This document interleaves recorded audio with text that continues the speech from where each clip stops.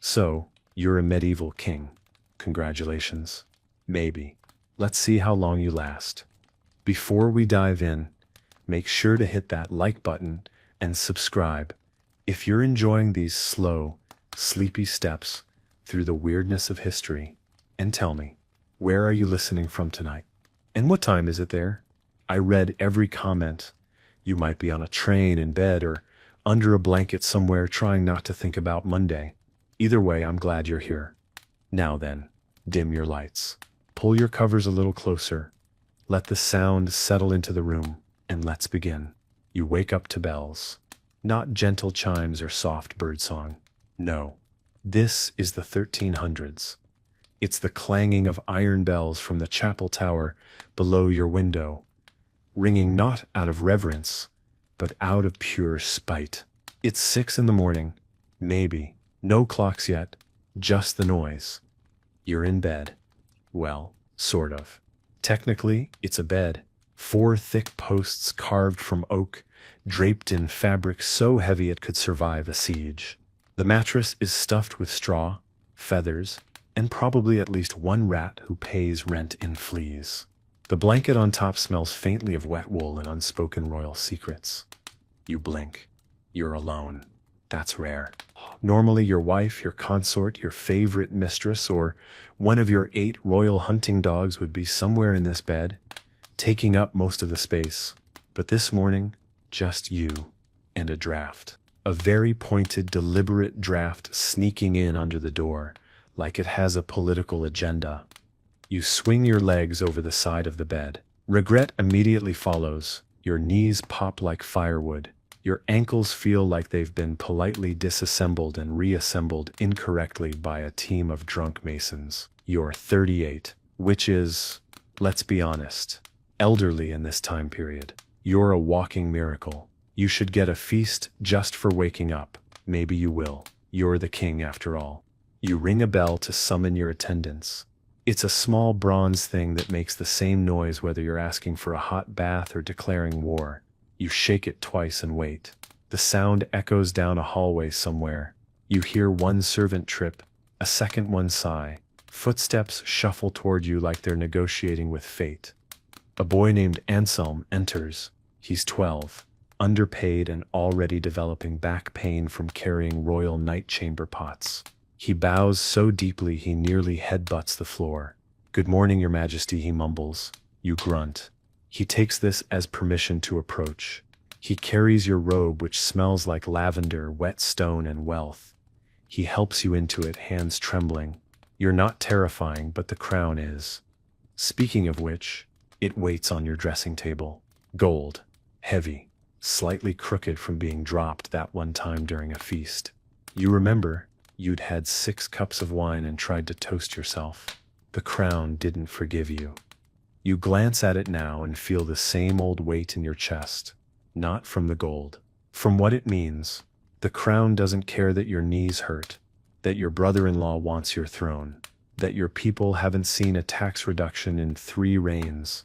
The crown just waits, silent, judgmental, and always a little dusty. Anselm clears his throat. "Shall I fetch the royal physician to inspect your foot, sire?" You look down. Yes. Your royal foot is swollen. Again. Red. Unforgiving. Probably the venison. Probably everything. But you wave him off. Later. For now, you shuffle toward the window, robe dragging behind you, crown still untouched. You look out at your kingdom.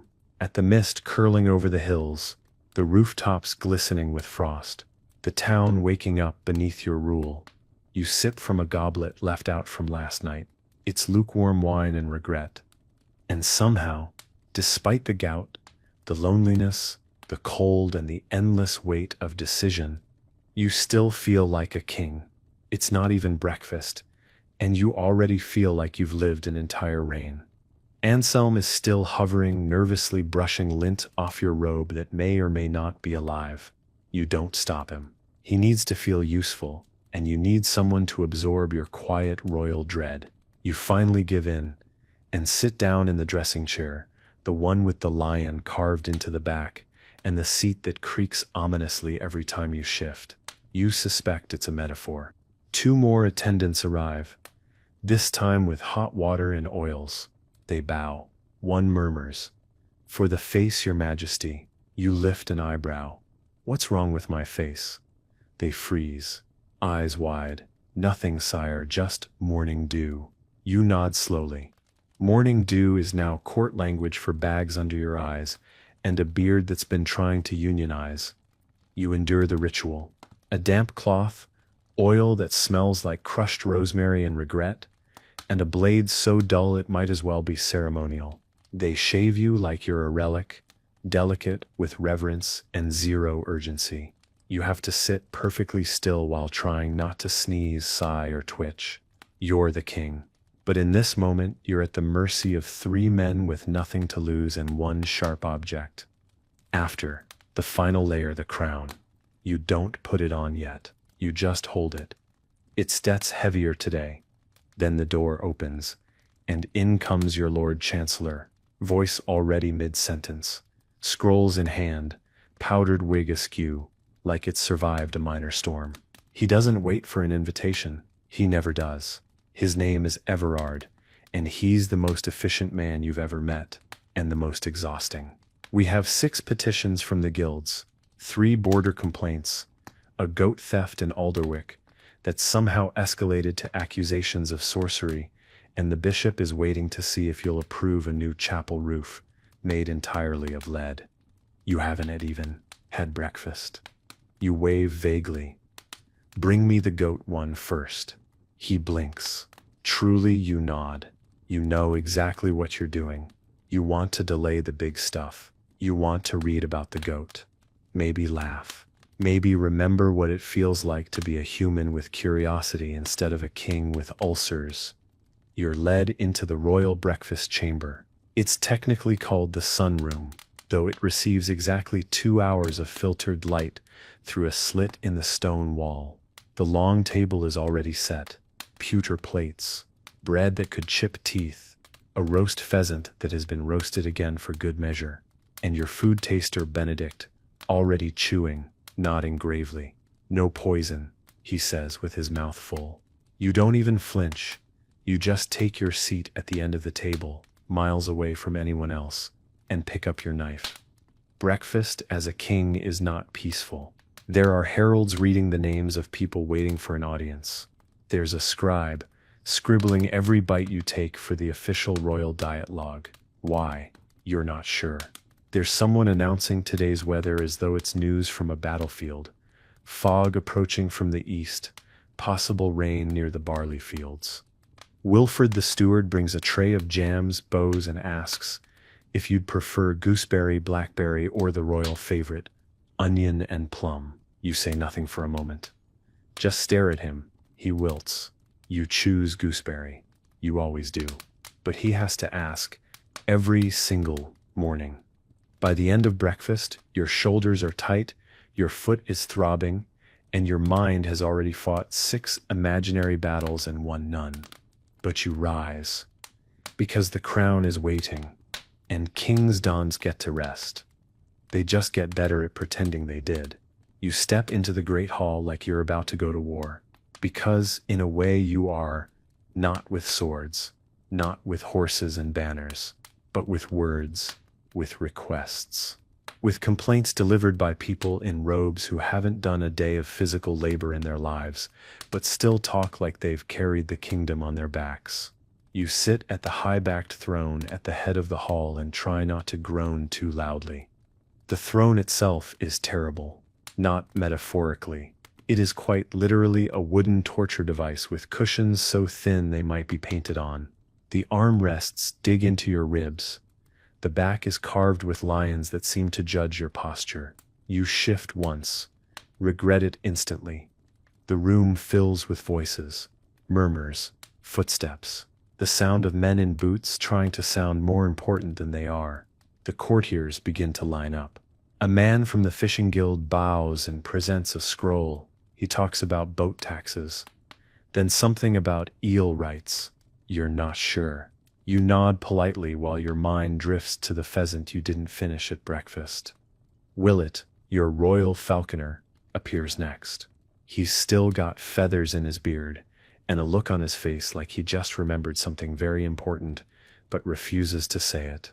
Your Majesty, the hawks have taken a liking to the Chancellor's wigs. I believe it's a divine sign. You blink at him. A sign of what? He considers this.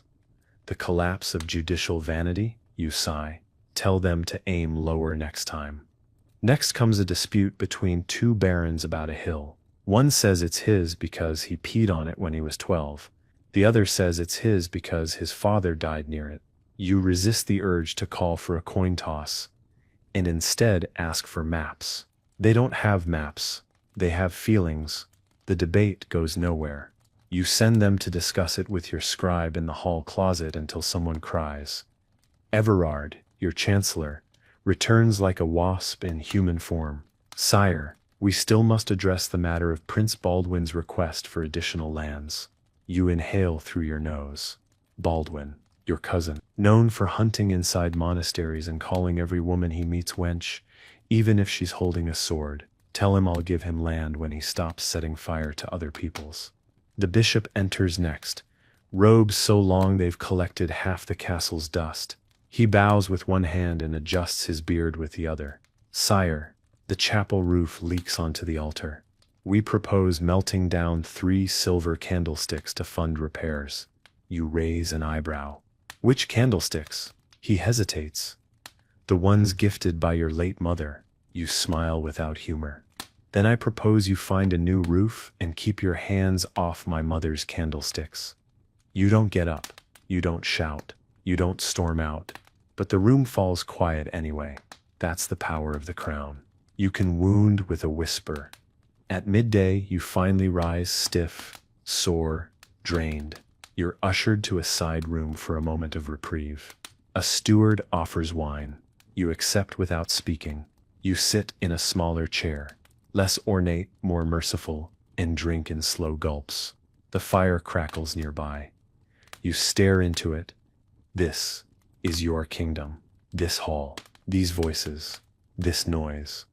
And though it exhausts you, though it gnaws at your patience like a bored terrier, you belong to it, just as it belongs to you. You remain in the solar longer than planned.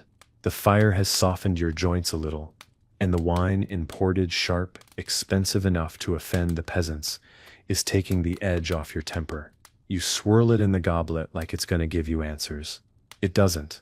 It never does. The room is quiet, except for the fire and the sound of someone sneezing in the hallway and pretending they didn't. You think about ignoring the afternoon session entirely, just not showing up, pulling your robe tighter, drawing the curtains, and claiming a noble illness. The king has a humoral imbalance, Everard would say. He requires rest, leeches, and boiled roots. No one would question it. Not publicly. But you don't. Because kings don't get to disappear. Not unless they want their cousin Baldwin to slide onto the throne while they nap. You stand, slowly, one vertebra at a time. Your knees sound like a basket of walnuts being stepped on. You wince.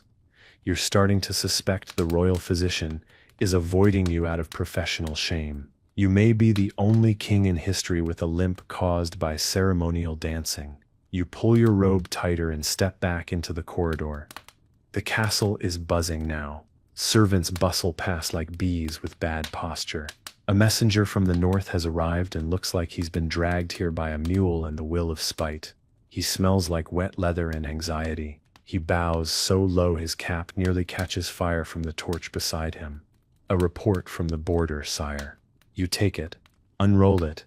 It's smeared, damp, and mostly legible. There's trouble again. There's always trouble.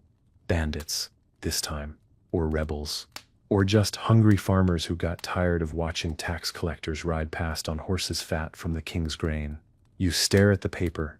You know what Everard will suggest. Send troops, show strength, make an example. But you remember what your mother once said. You only scare people into silence, not into loyalty. You fold the scroll and tuck it away. Later, for now, the council chamber awaits. It's worse than usual. Everyone's talking at once. Maps are unfurled. Coins are scattered on tables to represent troops. Someone's arguing about harvest projections. Someone else is mad about hay. Hay. You close your eyes briefly. Breathe. Imagine you're anywhere else. On a boat, in a tavern, even in a muddy field as a common man. If it meant 5 minutes of peace, you raise a hand. Slowly, the room quiets. No need to yell. Your silence has more power than their noise. We will send riders north, you say, but with grain, not swords. Let them eat first. If they burn it, then we march. Everard bristles. The bishop frowns, but no one speaks. And just like that, you've bought yourself a little more time, a little more quiet, and maybe, just maybe, a little more sleep tonight. The meeting ends with a slow unravel. Council members shuffle out like monks after a sermon, all pretending they weren't just 2 minutes away from drawing swords over wheat tariffs. Everard lingers, of course. He always does. You give him the usual vague wave, the universal royal signal for leave. Me alone, but pretend I dismissed you formally. He nods like it was his idea, and disappears down the corridor, already muttering about parchment. You step into the library, one of the few places in the castle where the silence feels like yours. The fire's low, the shelves are tall, and the smell of old books and dust and forgotten promises hangs thick in the air. You love this room, not because you read often. Half these books are in Latin, and the other half were copied by monks with terrible handwriting and strong opinions, but because it's still, and stillness is rare. You pull a scroll from the shelf. You don't even look at the title. You just sit in the window seat, the one that overlooks the south orchard, and pretend you're here because you have scholarly intentions. Really, you just want to sit and not be asked a question. You unroll the scroll and let your eyes blur over it. Something about irrigation, possibly poetry, hard to say. Down below you see the orchard keeper chasing a goose with a broom. You watch, expressionless, as the goose wins. Again, you suspect the goose may be possessed. You make a mental note to bring it up with the bishop, right after you approve his roof of silver-plated hubris. Your stomach growls, loudly. And now you realize you never finished breakfast, or lunch, or anything that wasn't politically seasoned. You think about calling for something simple. Bread, cheese, a boiled egg, that doesn't come with a garnish the size of a boat sail. But you already know what would happen. 5 servants. A silver platter. 3 courses. Applause. You stay hungry. That's easier. There's a knock on the frame of the door. It's Tilda, one of your oldest attendants. She's been with the castle longer than some of the stones. She doesn't bow. She doesn't need to. She just gives you a look that says you've been in here too long, and I know it. In her hand, a small plate, bread, cheese, and 1 fig, slightly bruised. She sets it on the table beside you without a word. You glance up. Thank you. She grunts, then walks out. You sit there a while longer, chewing slowly, staring out at the orchard, scroll still open beside you like a prop in a play you no longer care to perform. You are still wearing the crown. You take it off, set it beside the plate, and just breathe. Afternoons as king are strange. You're not expected to do anything specific, just be available, which is, in its own way, worse than being busy. You're a statue with a pulse. A man dressed in velvet who exists to be stared at, interrupted, and occasionally bowed to. Most days you wander the quieter wings of the castle, not because you have business there, but because it's one of the few places where people don't find you. Today you end up in the gallery. It's long, cold, and lined with portraits of your ancestors, most of whom look like they died of either boredom or gout. One of them, your great-grandfather Alaric, is painted holding a scepter with one hand and a squirrel with the other. No one knows why. You've asked. No one answers.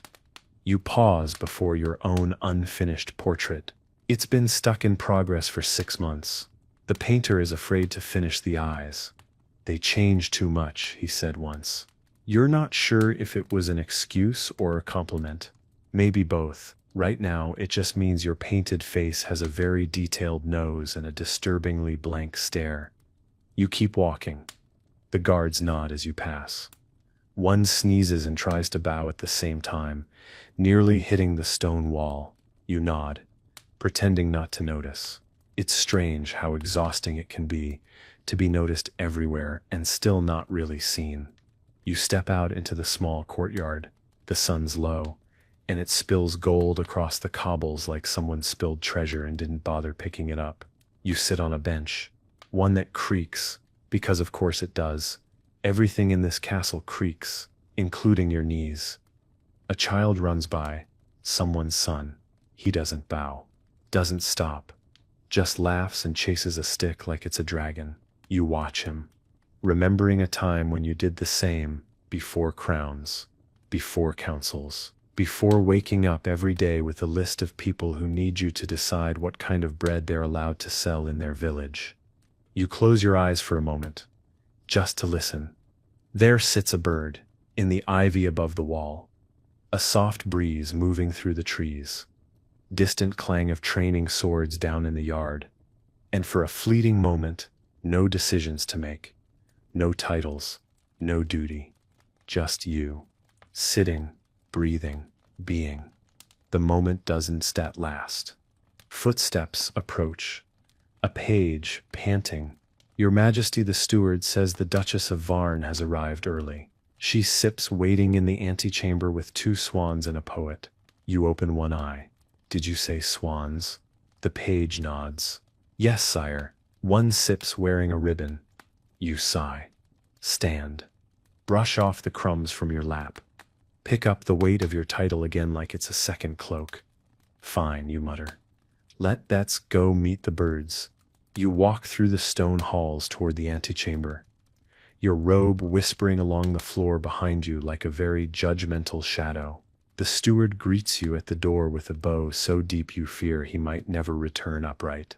She's in a cheerful mood, he says, voice low, and she's brought gifts. You squint at him. Is one of them silence? He pretends not to hear.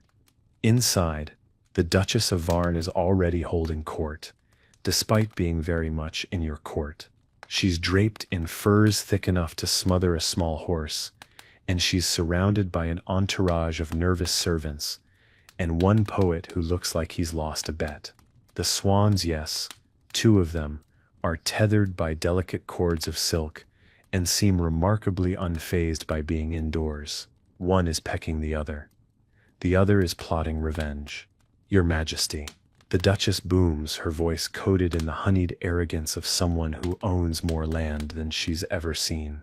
How radiant you look. The sunlight favors your face today. You consider telling her the sunlight isn't even in this room. Instead, you bow your head slightly. Your Grace. I trust your journey was interesting. She cackles.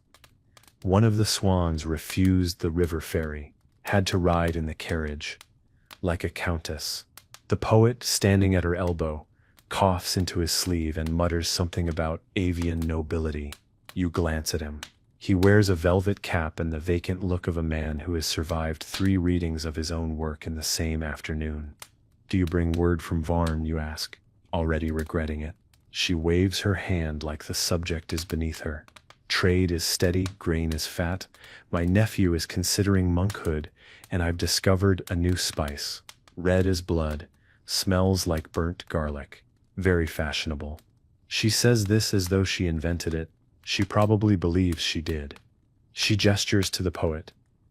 Recite, he sighs like a man being marched to the gallows, and opens a scroll. Ahem. Cito, Ode to a King, in the style of a dove, after a dream of turnips. You raise a hand. Let sex skip that part. The Duchess laughs again.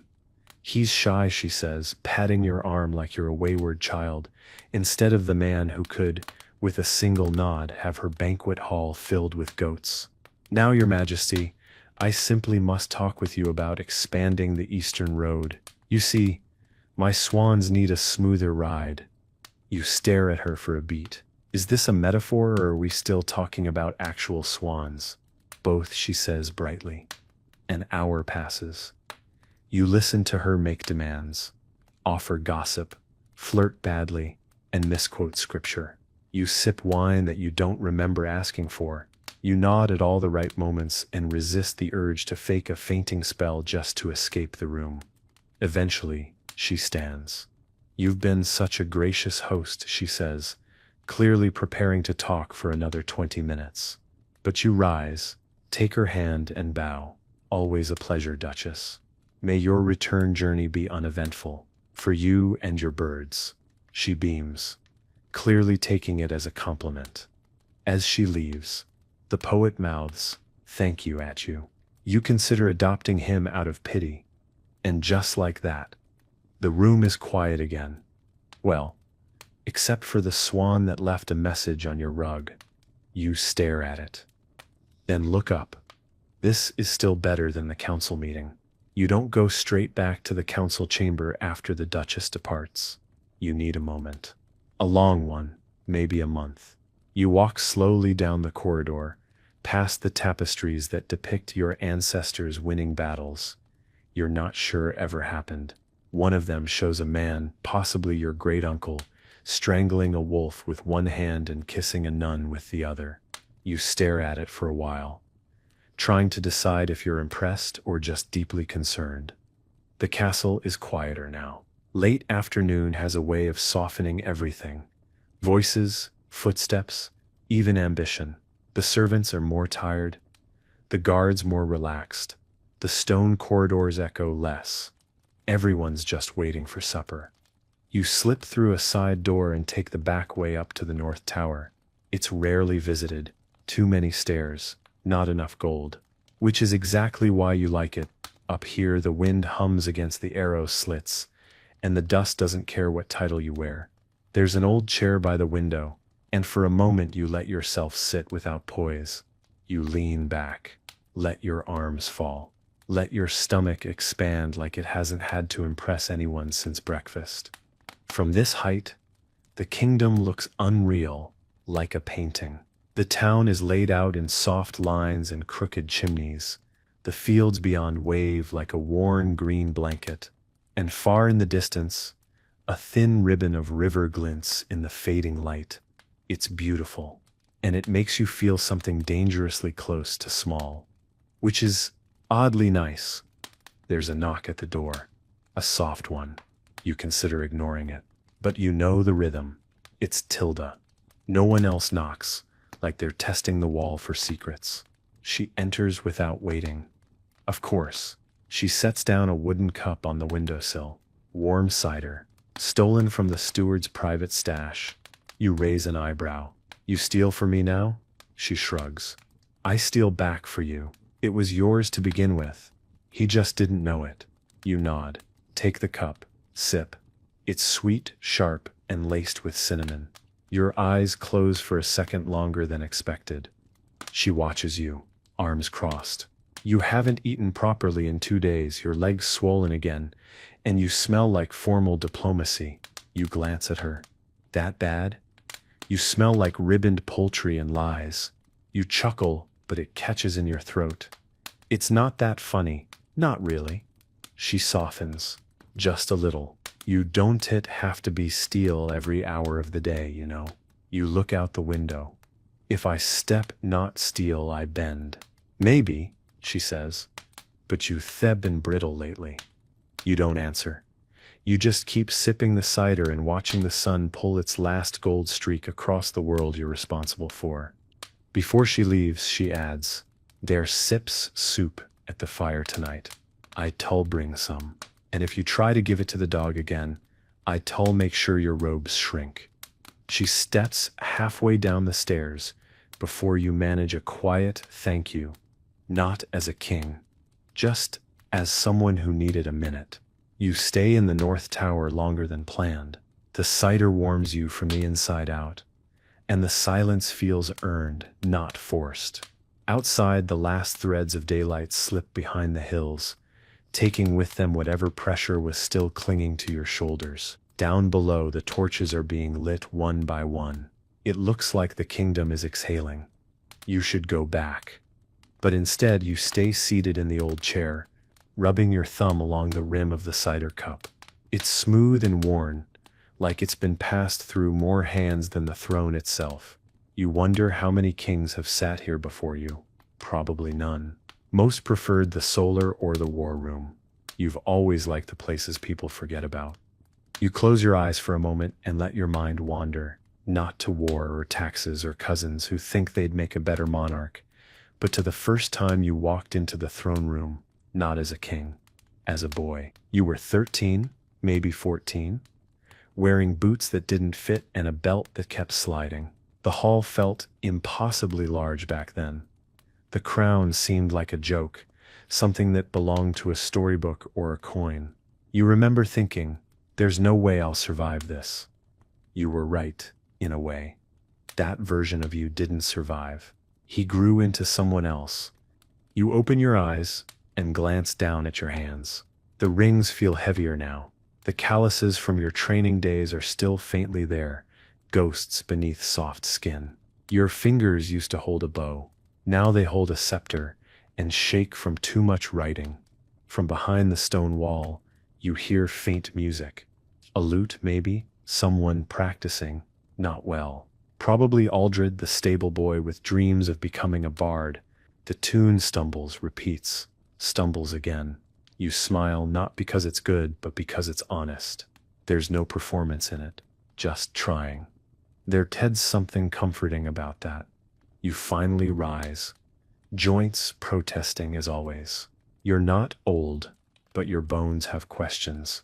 You stretch, sigh, set the empty cup down gently on the sill. It'll be gone by morning. Tilda sees to everything. You descend the tower slowly, cloak trailing behind like the ghost of your younger self. The castle is glowing. Now candles in alcoves, hearths burning low, the distant echo of someone laughing in the servants' quarters. You envy them sometimes. Not their work, but their ease with each other. At the bottom of the stairs, a scribe nearly walks into you. He stammers, bows, drops a scroll, picks it up, bows again. You wave him off gently. Don't sit worry. I was never here. He smiles. A real one, then scurries off. And for the first time today, you feel less like a king, and more like a person wearing a crown that finally fits. The castle changes at night. It exhales. The stones seem warmer, the torches lower, the footsteps softer. You make your way through the halls not like a monarch surveying his domain, but like someone slipping back into something familiar. You don't need a procession. You don't want one. The guards nod but don't follow. Tilda must have told them. It's that kind of night. You pass the chapel, quiet now except for a single flickering candle and the faint scent of old incense and even older confessions. Someone's inside, whispering a prayer that probably has nothing to do with you, and for once, that's a relief. You enter the lower hearth hall, a tucked-away chamber near the kitchens, where the air smells like ash, onions, and the past. It's where you go when you want to eat without being watched. No trumpets, no feast, no taster waiting to die heroically. Just a bowl, a spoon, and enough space to sit without needing to sit up straight. Tilda's already there. Of course. She gestures to the seat closest to the fire and hands you a bowl before you even say anything. It's hot, thick, and full of things you can actually name. You eat in grateful silence, letting the warmth of the broth chase the chill from your spine. Still wearing the crown, she says eventually. You reach up, startled, and then laugh. It's become such a part of you that you forget it's there. You pull it off and set it on the bench beside you. It looks oddly small now, like something a child might pretend with. Tilda pours something dark and strong into a second cup and hands it to you. Careful, she warns. It bites on the way down. You sip. It does. But it also numbs your gums in a comforting way. You raise the cup in her direction. You could rule, you know. She snorts. I already do. You're just the figurehead. You nod. You're not entirely sure she's joking. Willett appears not long after. somehow managing to track soup by scent alone. Ah, royal leftovers, he says, settling in beside the fire and stretching like a cat that survived too much weather. Tilda, you absolute goddess of broth. Your soup makes me believe in a future I have no evidence for. He's followed by Godric, who doesn't speak. He just sits, pours his own drink, clinks his cup against yours, once, a toast without words. You sit together, king, servant, falconer, soldier, in a room that never asks questions. The fire crackles, the bowl's empty, the night deepens. And for a little while, no one talks about kingdoms or decisions or what waits beyond the castle walls. You are just people, breathing, eating, warming your bones beside the fire. And in that quiet, with the crown resting beside you instead of on your head, you feel something rare. Rested. The fire has burned down to thick, glowing coals by the time the others drift off, one by one, like candles snuffed without ceremony. Willett goes first, claiming something about a dream he left unfinished last night. He bows dramatically, nearly trips over the bench, and shuffles off muttering about golden geese and warm ale. Tilda yawns and stands with a grunt, pausing only to take your empty bowl and scowl at how little you ate. Next time I'll pour it down your throat myself. You smile barely. Wouldn't be the first time. She raises an eyebrow. Won't be the last. Then she's gone. Godric remains for a while longer, the way old stones remain after everything else has moved. He doesn't speak, just stares into the coals like they owe him an answer. When he leaves, it's with a quiet nod. No words, just shared understanding. The kind you only get after years of standing in the same storms. Now it sets just you, and the fire, and the crown, still sitting beside you, glinting faintly in the ember light. You pick it up, slowly, turn it over in your hands. It's heavier than it looks, even without the symbolism. Cold gold, set with stones that you're not sure you could name anymore. Once, you stared at this thing like it held all the power in the world. Now, it feels more like a responsibility that never puts itself down. You think about the decisions you made today, the ones you delayed, the ones you dodged. You think about the Duchess and her swans, about the young boy chasing the stick in the courtyard, about the border scroll you still haven't answered, about the woman you nearly married years ago, who didn't want a throne, just a garden. Your life is a chessboard, and most days you're pretending to know which piece does what. You set the crown down again, gently, not out of disrespect, but because you know you'll need it tomorrow, and tomorrow will come. You rise slowly, the bench creaking in protest. Your joints ache. You rub your temple. You tell yourself you'll sleep. But kings rarely sleep. Not really. They rest in pieces, in borrowed hours. You leave the hearth room through the side door, the one the guards forget exists. The corridor is dark, torchlight flickering like it's trying to whisper secrets to the walls. Your footsteps echo, softer now, slower. No one's watching. You don't need to perform. You reach your chambers. The door is slightly ajar. You pause. Listen. Nothing. Just the low hum of castle silence. You step inside. The bed is large, empty, already turned down by hands you didn't see. You sit on the edge. Untie your boots. Exhale through your nose. Your head feels too full and too hollow at the same time. You lie back. Let the dark settle over you. And before you drift off, you whisper to the ceiling, almost amused. Let's see if I get it right tomorrow. Morning finds you the way it always does. Uninvited, a little rude, and entirely too early. You wake before the bell, which is both suspicious and cruel.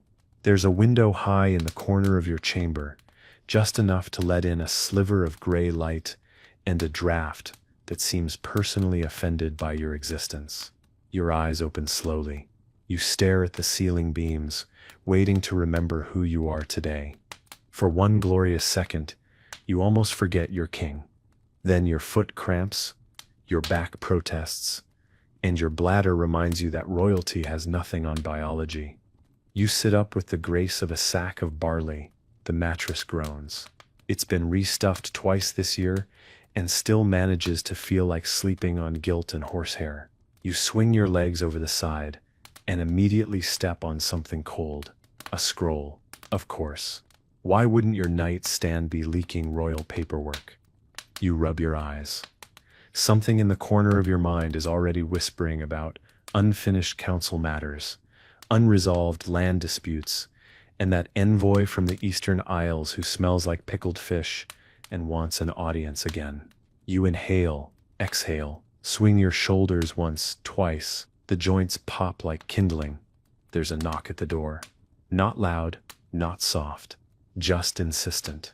It's Anselm. You don't even need to ask. Enter, you mumble, still blinking the world into focus. The boy shuffles in with a tray. Porridge, bread, buttered bread, a single boiled egg, one piece of fruit that looks optimistic about its own freshness. Breakfast, sire, he says, eyes on the floor. He always looks like he expects to be yelled at. You don't yell, you just nod. He sets the tray down carefully like it might explode. He hesitates. Then, the steward says the bishop is waiting. Of course he is. You take the bread, chew slowly and mutter around it. Let him wait. Anselm hesitates again. He wants to say something. You glance up. Out with it. He fidgets. Did you sleep well, Your Majesty? You blink. It's such a normal question it nearly catches you off guard. You nod. Slowly. Well enough. He nods too. Like that answer matters to him. Maybe it does. He turns to go. Stops again. One of the kitchen boys says there's a cat nesting in the chapel roof. You raise an eyebrow. Is it pregnant or pious? Unclear, he replies seriously. Then he's gone. You finish the bread. Leave the egg. You've never liked eggs in the morning? You rise, stretch, and shuffle toward the robe waiting by the fire. You drape it over your shoulders. The crown, for now, stays on the table. You stare at it. Let it stare back. And then, quietly, you mutter, you and I again then. Another day. Another roll. Another round of pretending you're not as tired as you feel. By the time you reach the throne room, the hall is already alive. Not lively, just alive. Buzzing with voices, papers rustling, boots clacking, and the faint smell of too many bodies trying to act like they didn't just sprint here to be early. The herald announces you in the usual voice, booming, theatrical, about 2 syllables too long on your name. You wonder, not for the first time, if he practices his dramatic pauses in front of a mirror. Probably. You walk the length of the hall slowly. Not out of pride, but because your left knee is sending you warnings. You've stopped trying to disguise the limp. Everyone's seen it. Pretending otherwise just makes them nervous. The throne sits on its raised dais, like it always does, looming cold, built to be more statement than seat. You ease down into it, biting back a wince. The cushion is still too thin, and the carved lions on the arms are still just as judgmental. You adjust your robe, shift your shoulders, pick up the scepter. Everard is already mid-scroll, eyes alight with bureaucratic glee. First item, sire. The grain merchants of Westmere request a reduced levy, citing the unusually damp spring. They've included samples. You raise an eyebrow. They sent wet wheat? He nods. In a pouch. Slightly moldy. You wave him on. Tell them I admire their commitment to theatrics. But no. Next. A visiting knight from the south. Sir Elric something, broad-shouldered. Hair like a sunset. The kind of man bards write about because he makes for easy metaphors. He bows, flourishes, and offers you a sword you don't need. For your glory, sire. You resist the urge to say you already have a drawer full of glory swords, and most of them are decorative. Instead, you nod. Put it with the others. He offers a tale of slaying a boar the size of a wagon. The court gasps in all the right places. You sip water and pretend not to yawn behind your goblet. The bishop frowns at the mention of blood.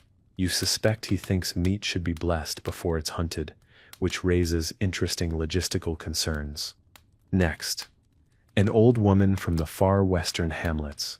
No title, no entourage, just a basket of something wrapped in cloth. She curtsies low, lower than she needs to, and presents you with a pie. You blink. "Is this for me?" "For your table, sire," she says, "and your patience. You've not raised taxes in our village in 3 winters. We noticed." You pause. You weren't aware. Not directly. That was someone else's chart. But you nod and take the pie. It smells like cinnamon and something deeply humble. After she leaves, Everard leans in. "Should I test it for poison?" You glance at him, touch the pie, and I still have you taste every ink bottle in your office. The day drags. There are disputes about grazing rights. One man insists his neighbor's goats are haunted. Someone else presents a poem about tax reform, which is the cruelest thing you've ever had to pretend to enjoy. By the end of it, your throat is dry, your neck aches, and your face has frozen into that half smile you wear when people are watching. You rise. The court bows. You walk slowly back through the hall. And as you exit, tucked beneath your arm, the warm weight of that pie. You don't go straight to your quarters. Not yet. The court disperses behind you like a wave finally hitting the shore, pages scattering with scrolls, guards shifting back to their posts, and nobles peeling off into alcoves to whisper and pretend they're not whispering. Everard follows for a few paces until you slow just slightly. That's enough. He takes the hint and peels off toward his records chamber, no doubt, to alphabetize accusations or file a report on your facial expressions. The pie is still warm. You hold it in both hands, walking slowly down the lesser-used corridor that leads to the old map room. It's one of those spaces no one's touched in years. Too drafty for meetings, too remote for eavesdropping, and full of parchment that smells like history and mildew, which is frankly perfect. The door creaks open, like it's surprised to be used. You step inside. The windows here are tall and narrow, dust streaking the light across the room in pale beams that cut through shadow like forgotten banners. Maps hang on the walls, some curling, some cracked, all out of date. You once ordered someone to update them. They nodded and promptly did nothing. You never followed up. You sort of like them this way. They're honest. You settle into a worn leather chair at the corner table. No ceremony, just a man with a pie in a room full of inaccurate borders. You unwrap it carefully. The crust's a little rough. The filling, a swirl of spiced fruit and something nutty, smells like it was made by someone who didn't rush. You break a piece off with your hands. No plate, no silver fork, no applause. And it's good. Not noble good. Not prepared by a chef who studied under a duke. Good. Just real. Comfort baked into form. The kind of food that doesn't try to impress. It just wants you to feel all right for a little while. You sit there in the silence, chewing slowly, gazing at a map that still shows the kingdom with a lake that dried up 20 years ago. You think about sending someone to fix it, then decide against it. After the second bite, you realize your shoulders are lower, your breathing slower, and no one is asking anything of you. You think of the woman who brought it, the way she said "we noticed." You wonder if she'll ever know what that meant to you. A breeze sneaks in through the cracked window. You close your eyes, let it brush past your face, just for a moment. And there, in that half-lit room full of ghost geographies and sweet pastry, you pulls you're not the king. You're just a man, eating pie, trying to remember what it felt like to not always be seen. Eventually the pie is gone. Not quickly, not greedily, just steadily, bite by bite. Like you were trying to stretch it, as if savoring it could buy you more time in this dusty room at the edge of everything. You set the cloth back over the empty basket with a kind of reverence. More respect than you gave the sword from Sir Elric this morning. Honestly, it deserved it. You lean back in the chair, hands resting on your stomach, eyes on the ceiling. There's a crack in the plaster shaped almost exactly like a wolf or a ship. Depends how tired you are. Today, it's a ship sailing west, probably somewhere warmer. The moment lingers, then it ends. A soft knock, a gentle one, courteous, familiar. You don't answer. You don't need to. The door creaks open a moment later, and Tilda steps in, holding something in one hand and a knowing look in the other. Figured I'd find you here, she says. Not smug, just factual. You always come here when the court's been loud. You grunt. That's about all the commentary you can manage without breaking the spell entirely. She steps further in, looks around. Still haven't fixed that lake on the wall, I see. It sets a historical lake now, you mutter. A memorial to when things were simpler. She smiles faintly and sets a folded cloak down beside you. Evening sips turning cold. Figured you sipped forgotten. You take it. Not because you're cold, because it's one less thing to carry alone. She doesn't leave immediately. She walks once around the room, trailing her fingers along the edge of a warped table, looking at the maps like she used to help draw them. Maybe she did. You know, she says finally, you could tell them to wait. You raise an eyebrow. Who? Everyone, she replies. The council, the bishop, that cousin of yours who keeps writing letters with suspiciously poetic threats. Just make them wait, for once. You sigh. Kings Dunstead get to say no to the clock. She turns, arms folded, head tilted. You do. You just forget that sometimes. You don't reply, because she's right. And because the silence is easier than admitting you need it more than you want to. She walks toward the door, pauses. There's stew in the upper hearth room, and bread that's still warm, if you want it. You nod once. She nods back. Then she's gone. The door closes behind her with a soft click. You sit there a little longer, the folded cloak on your lap, the pie basket beside your elbow, and the maps of the kingdom all around you, wrong, fading, real. The crown waits for you somewhere down the hall. It always does. But for now, you are allowed to sit in a room where no one claps when you enter. The sun has dipped lower by the time you rise. The light has that end-of-day hue now, gold that's turned more copper, like a coin worn thin from too many hands. You stand slowly, the old chair creaking beneath you like it's offering one last complaint. You stretch, hear something in your back shift like a reluctant gate. Then, with one last glance at the cracked ship on the ceiling, you step out of the map room. The corridor outside is quiet, not silent, just respectful, the kind of hush that only happens after sunset in places made of stone and memory. Your footsteps echo faintly, softened by tapestries that haven't been dusted in a month. You like it this way. The edges of the castle feel older here, more honest, less polished for ceremony.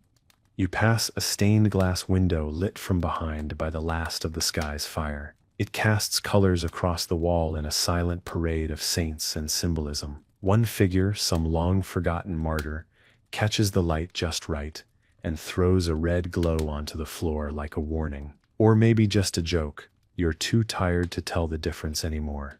You make your way toward the upper hearth room, a little-known space, tucked behind the servants' corridor and used mostly by people who've earned the right to sit without being watched. The firelight spills out before you reach the doorway. You pause, one hand on the arch, letting the warmth wash over your face before you even step inside. Inside, the room glows with that particular magic only firelight can make, shadows that flicker like stories trying to be told, and chairs that creak with the kind of welcome that doesn't need words. There's a pot on the hearth, thick stew. You smell garlic, lentils, onion, and something deeply soothing. Tilda wasn't lying. You ladle a bowl without ceremony. There's no audience here, Just two guards sitting quietly at the far end of the room, boots off, sipping from pewter mugs. They glance up when you enter, not with fear, not with surprise, just acknowledgement, the way soldiers do when they see someone else who's still carrying it. You settle near the fire, bowl in your lap, robe tucked under your feet. The stew is hot. You let the first spoonful burn your tongue just a little. It's grounding. For several minutes, there's no sound but the crackle of the hearth and the quiet clink of your spoon. No demands, no declarations, no decisions, just heat, just food, just the subtle weight of being alive and not being alone.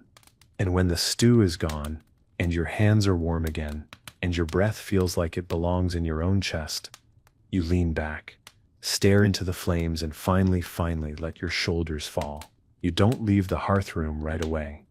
There's something about this fire tonight, specifically, that feels heavier, not with dread, but with meaning. It crackles and shifts like it knows things. Like it remembers the first time you sat in front of it as a young, nervous heir trying not to spill stew down the front of your tunic. You'd had no appetite then, too much weight pressing on your ribs. Now you eat slowly, like the warmth might save you. The guards are gone. One must have nodded off. The other carried him out with a silent glance in your direction, like asking your permission to be human. You gave it without words. You're alone again. But it doesn't feel like solitude. It feels like space. The good kind. You take the poker and shift the logs. Sparks leap upward like startled birds. You stare into them, letting your thoughts move the way your court never allows, wandering, uneven, real. You think about your sister, the one who left for the coast a decade ago with a merchant captain, and a smile too sharp for politics.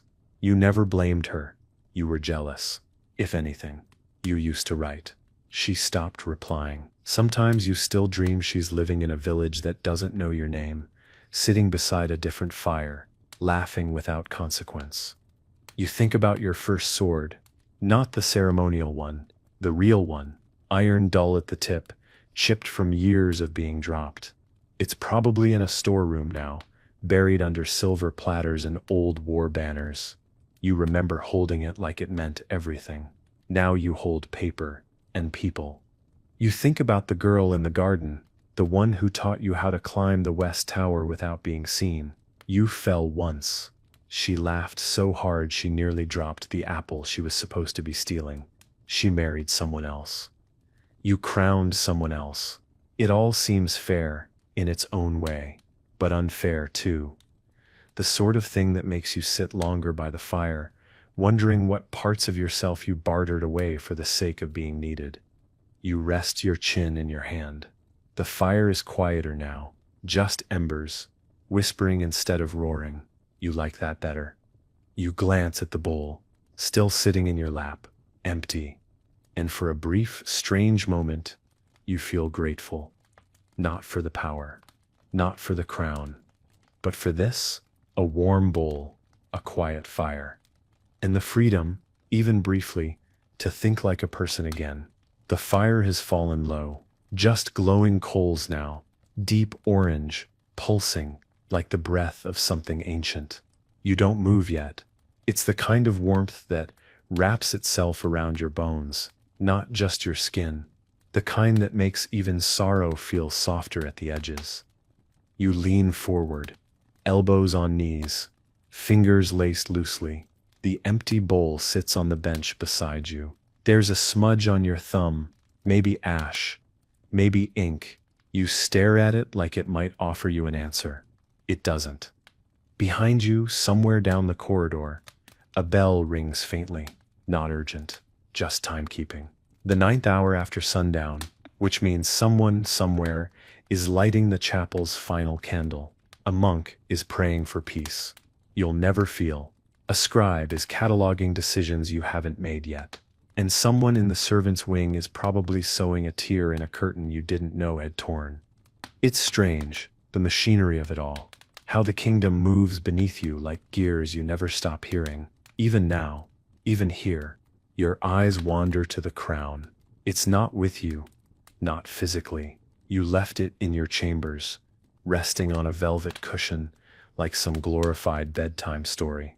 But it's still there, in your thoughts, always, pressing.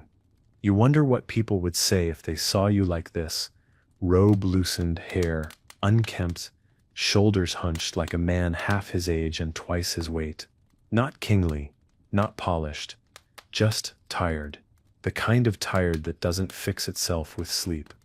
And you wonder how many kings before you sat in this exact posture, how many of them gripped the same silence, hoping it would teach them how to be more than ceremonial. You shift in your seat. Something clicks in your back again, a reminder that the body doesn't care about status. It just keeps score. There's a sound in the corridor. Footsteps. Light. Familiar, you know it's Tilda before she even rounds the corner. She appears in the doorway, holding a folded blanket and a face that doesn't ask questions anymore. She doesn't speak, just walks in, lays the blanket over the bench beside you, and sets a small candle on the table. "Stay here if you want," she says gently. "I told them you were praying." You raise an eyebrow. They believed that? They wanted to. She shrugs. "Let them." You nod. She starts to turn away, then pauses. The kitchen boys are baking honey bread before dawn. If you come down early enough, they'll pretend not to see you. You smile, faintly. That might be the most sacred offer you've had all week. Then she's gone again, like fog clearing before it's noticed. You look at the candle. You look at the fire. And for a few more minutes, you decide to believe her. That you fear not being watched. That you stir just here. Just you.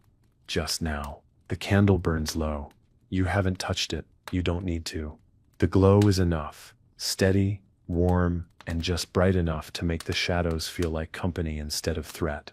You sit back again, slower this time, the blanket Tilda brought draped over your legs like a reminder that someone, somewhere, still sees the man and not just the monarch. The hearth has gone almost completely quiet. No popping logs now, just a bed of coals, smoldering like thoughts you've pushed down all day. You stare into it, watching as one ember pulses brighter than the others, then fades.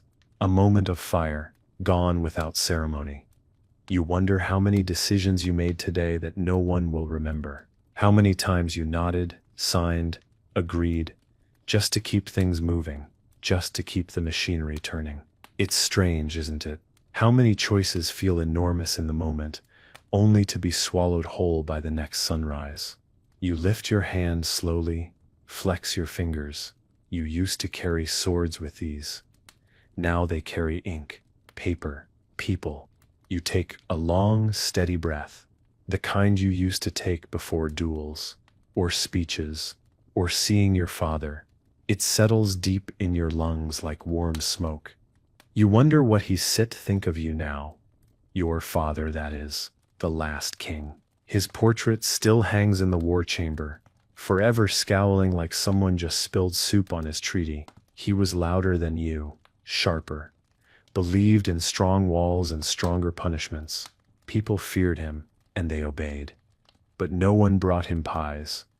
You lean your head back against the wall, let your gaze drift to the ceiling. There's no wolf shape here, no cracked plaster, just old beams, darkened by age, stretching above you like ribs, like the inside of a creature too large to name. You speak, softly. Not to anyone in particular, just to the room. I don't know if I'm doing this right. The room doesn't answer. Of course not. But something shifts, not in the air, but in you. Like admitting it, out loud, let a sliver of weight roll off your chest. You stare at the candle. It flickers once, as if to nod. You smile, just a little. Then you reach down, pull the blanket higher, and let your eyes close. Not all the way. Just enough to let the world go quiet. Just for a bit longer.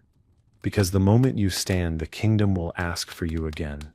But for now, you've asked for nothing. and been given peace. You don't remember falling asleep. You just know the fire had faded and the candle burned low, and then you woke up in the dark. Not the kind of dark that frightens children, the kind of dark that feels like velvet.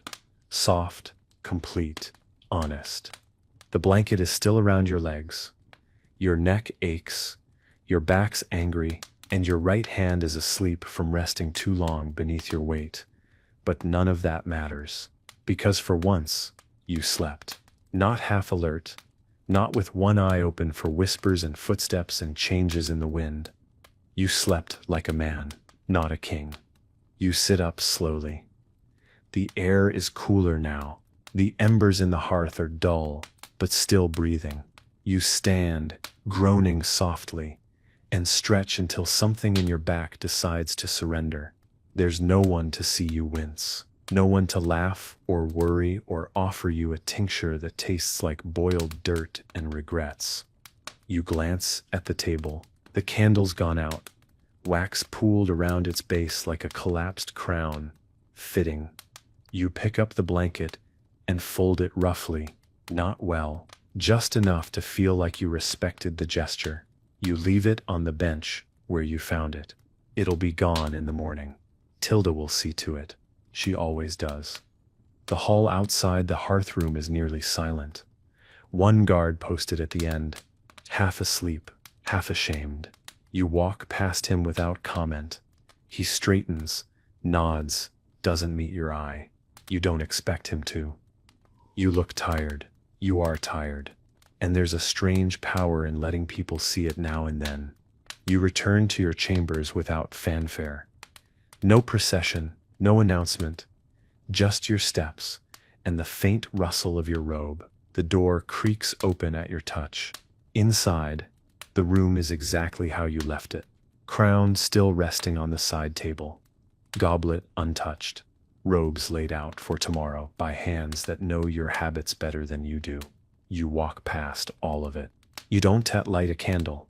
You pull back the thick covers, heavier than they need to be, and slide into the bed. It's not warm, but it's yours. The mattress gives beneath you grudgingly. You lie back, stare at the ceiling, and you feel it again, that quiet, that weightless moment between one day and the next.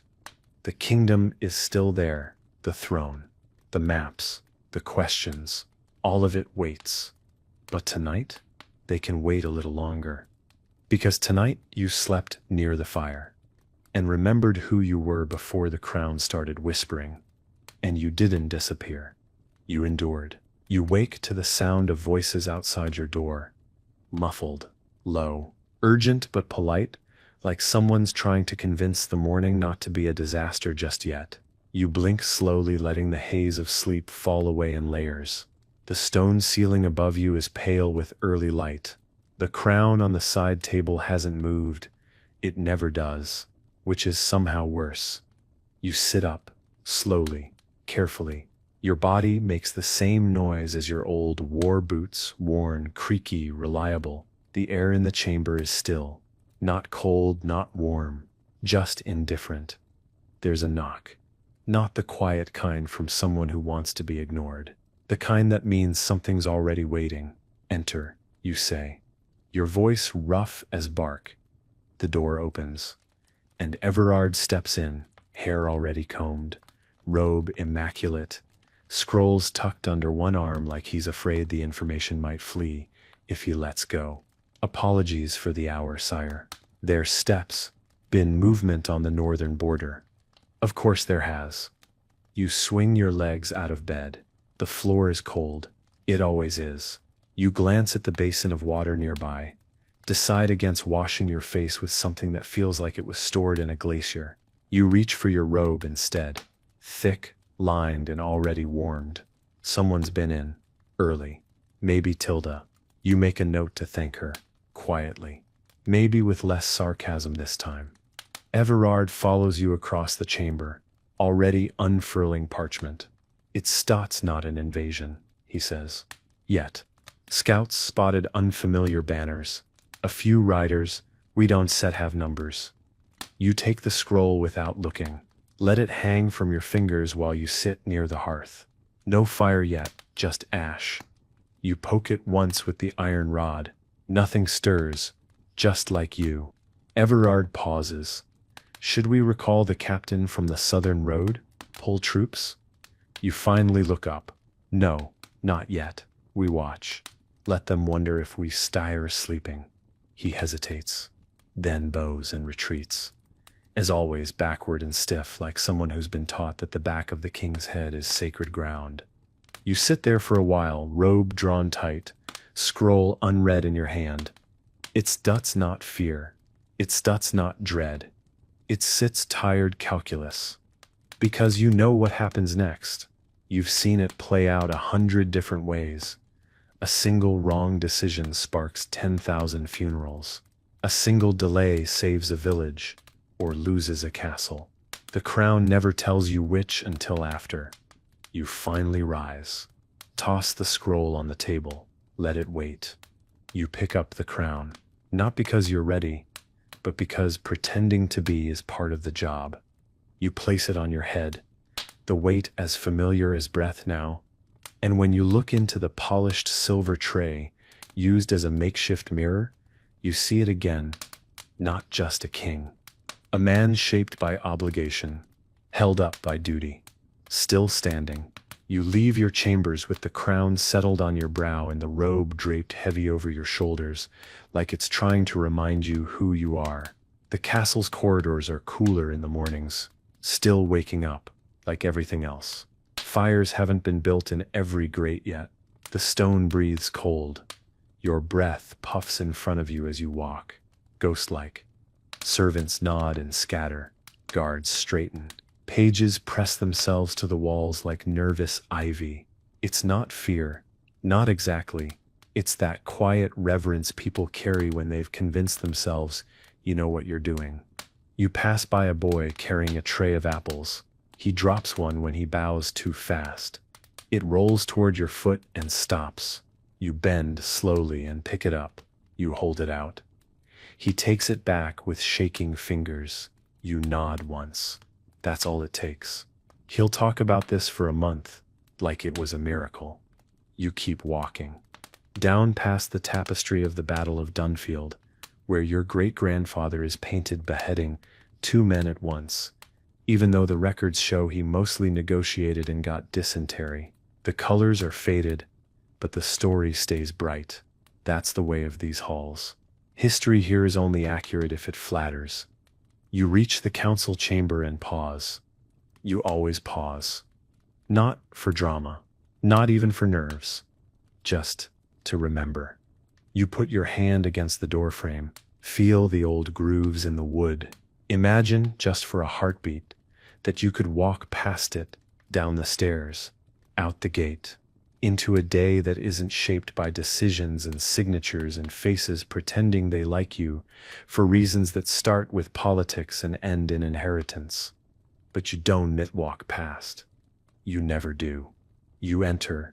The room rises. They always rise. Even when you're 5 minutes late. Even when you're wearing the same robe as yesterday, and your hair looks like you argued with your pillow and lost. You wave them down before anyone starts bowing too hard. Everard clears his throat. The scouts have confirmed the riders were from Garland. No official crest, but their colors match. He hands you another scroll. Their emissary is waiting in the outer court. You glance over the parchment. You already know the script.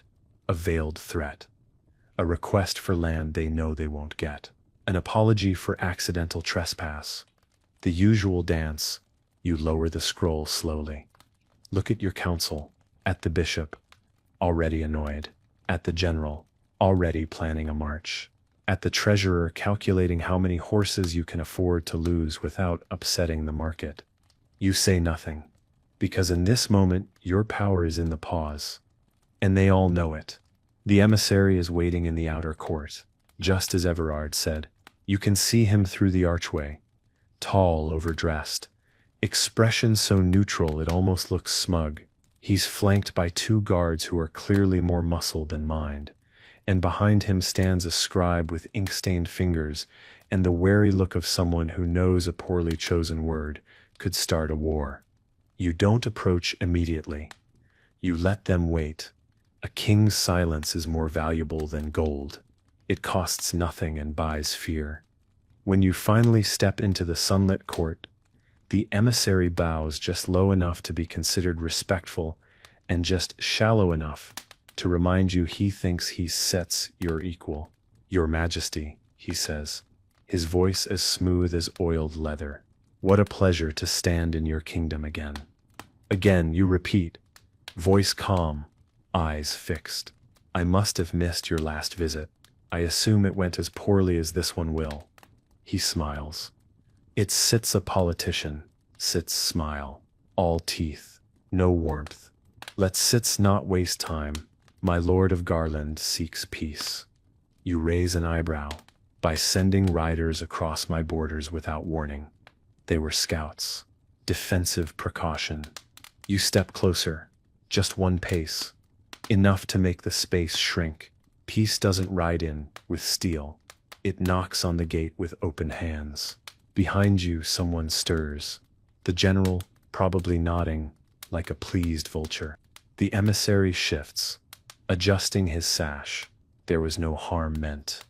No, you say slowly. But there may yet be consequences. That land belongs to farmers who have buried their sons under its soil. I steft ask your lord how many graves he intends to walk over on his way to diplomacy. He flinches, just slightly. A twitch at the mouth. You file it away. He offers a scroll. You take it. Unroll it. Read the same tired lines written in the same tired ink. Promises.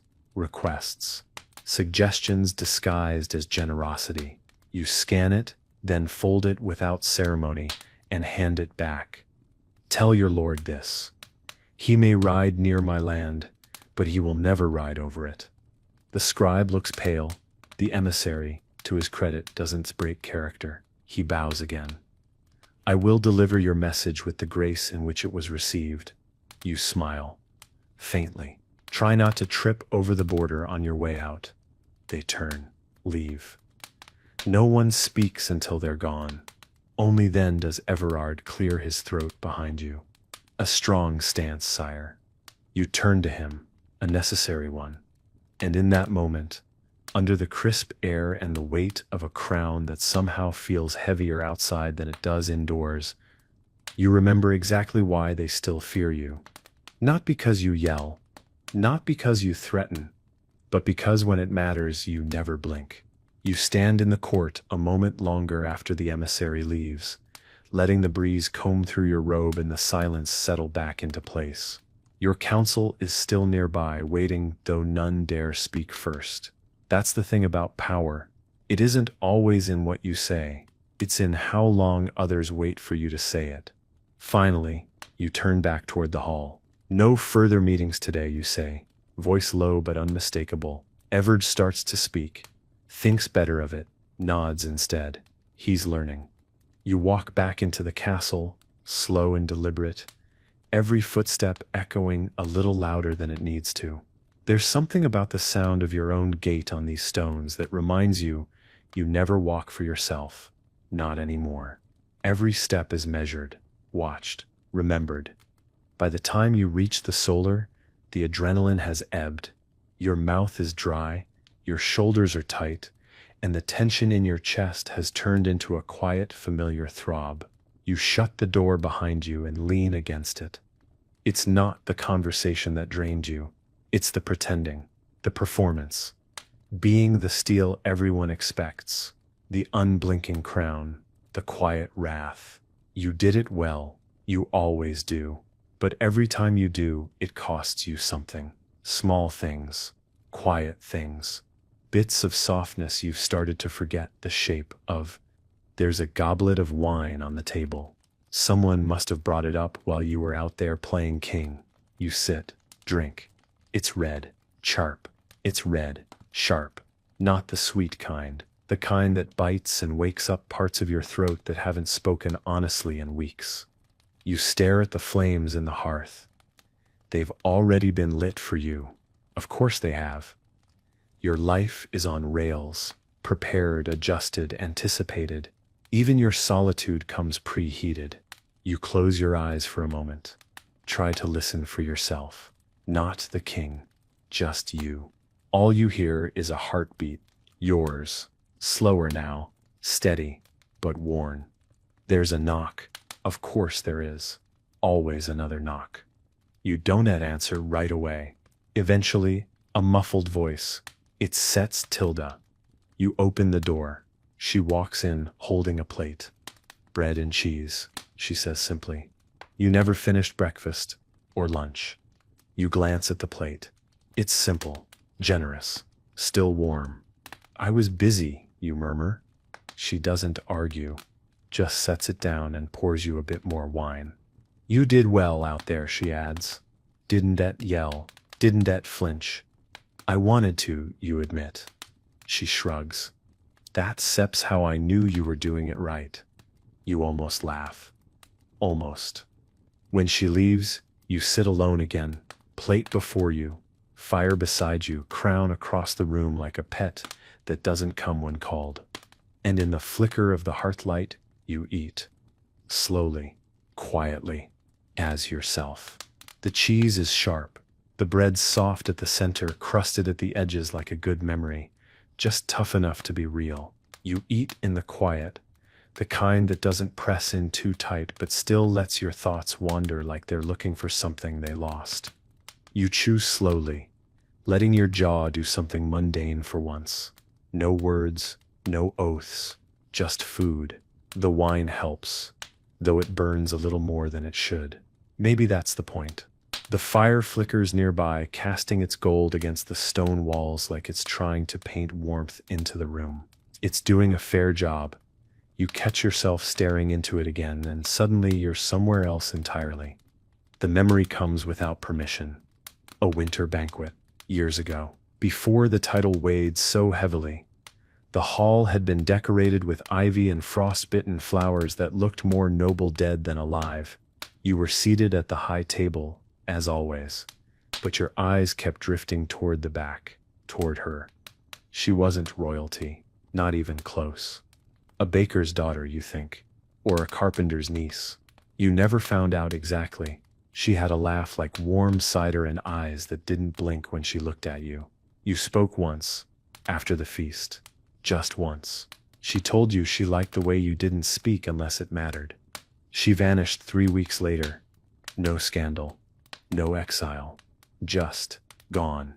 You don't even remember what excuse was given, only that her absence took up more space in your chest than anyone was supposed to. You haven't thought about her in years. But tonight the wine, the fire, the quiet, they open old doors. You sip again, as if the burn might blur the edges of memory. It doesn't. You push the plate away gently, not because you're full, but because the ache in your throat has nothing to do with hunger. The crown sits on the far table still, watching, always watching. You wonder how many kings have had nights like this, where they could taste what it meant to be alone, even while surrounded by loyalty. You rise from your chair, walk to the tall window, and look out. The courtyard is empty now. The torches burn low. The wind moves softly through the trees like it's humming a tune too old to name. You lean your forehead against the cold glass and close your eyes. The room is still. The kingdom sleeps. And for the first time in a long time, you let yourself miss something. Someone. A face you barely remember, and a version of yourself you haven't seen in years. You stay by the window longer than you meant to. The stone sill is cold beneath your hands, grounding. Below, the castle courtyard lies wrapped in silver shadow, moonlight stretching across the cobbles like silk someone forgot to gather. One torch flickers stubbornly near the gate, doing its best to hold off the dark. You know that feeling. Somewhere in the distance, a dog barks once, then silence again. You pull away from the glass, breath fogging the pain, and return to the fire. The plate's still there, one last corner of bread untouched. You pick it up without thinking, chew slowly, and find that somehow it tastes better in the quiet. Or maybe you're just noticing it more. You sit again, not in your chair of state, just the one by the fire, the one that doesn't care about posture or titles. The crown is still across the room. You haven't worn it since earlier today, but your neck still feels its shape. It's always there, even when it's not. You wonder if you left it behind one day, just walked out of the gates in a hooded cloak with no ring, no retinue, no name. How long would it take for anyone to find you, to realize you were gone? Would they send a search party? Or a replacement? You shake your head, as if that might shake loose the thought. The logs shift in the hearth, a soft pop, like a whisper breaking. You think of the northern emissary again, the practiced smile, the scroll of rehearsed civility. He'll ride home tonight or tomorrow and report to his lord that the king still has teeth, still knows how to look down without blinking. You did what you were supposed to, but no one will mention the moment you sat alone in this room, nursing wine and ghosts, wondering how a man can be feared by thousands and still feel forgotten. The door creaks slightly, not opening, just moving with the draft. You glance at it like you're expecting someone, but no one comes. You pull your knees closer, cloak wrapped tight. Your eyes flicker to the candle stub, barely holding on, wax pooled like a sleeping thought. It'll go out soon. And when it does, you till sleep. Not because you want to, but because you have to. Because in the morning they still knock again, and you still rise, and wear the steel in your spine like it was forged for you. But for now, you just sit, and let the night be what it is, soft, honest, and unafraid of kings. The candle gives up at last. No dramatic flicker, no heroic final breath, just a quiet surrender into darkness, the wick curling into itself like it's tired of trying to be light. You watch it fade. You don't relight it. The fire in the hearth has shrunk too. Coals now, nothing more, breathing slow and red like a tired heart. The warmth still lingers in the stones, but the chill of the castle has crept in under the doors, over the flagstones around your ankles. You stand, groaning softly as you stretch. Your bones sound like distant drums, deep and familiar. You pull the cloak tighter around your shoulders, not because you need it, but because it's comforting. It feels like a shield made of fabric and memory. You carry the crown in your hand as you leave the room. You don't wear it, not now. Not at this hour when everyone's asleep and the kingdom forgets, just for a while, who it belongs to.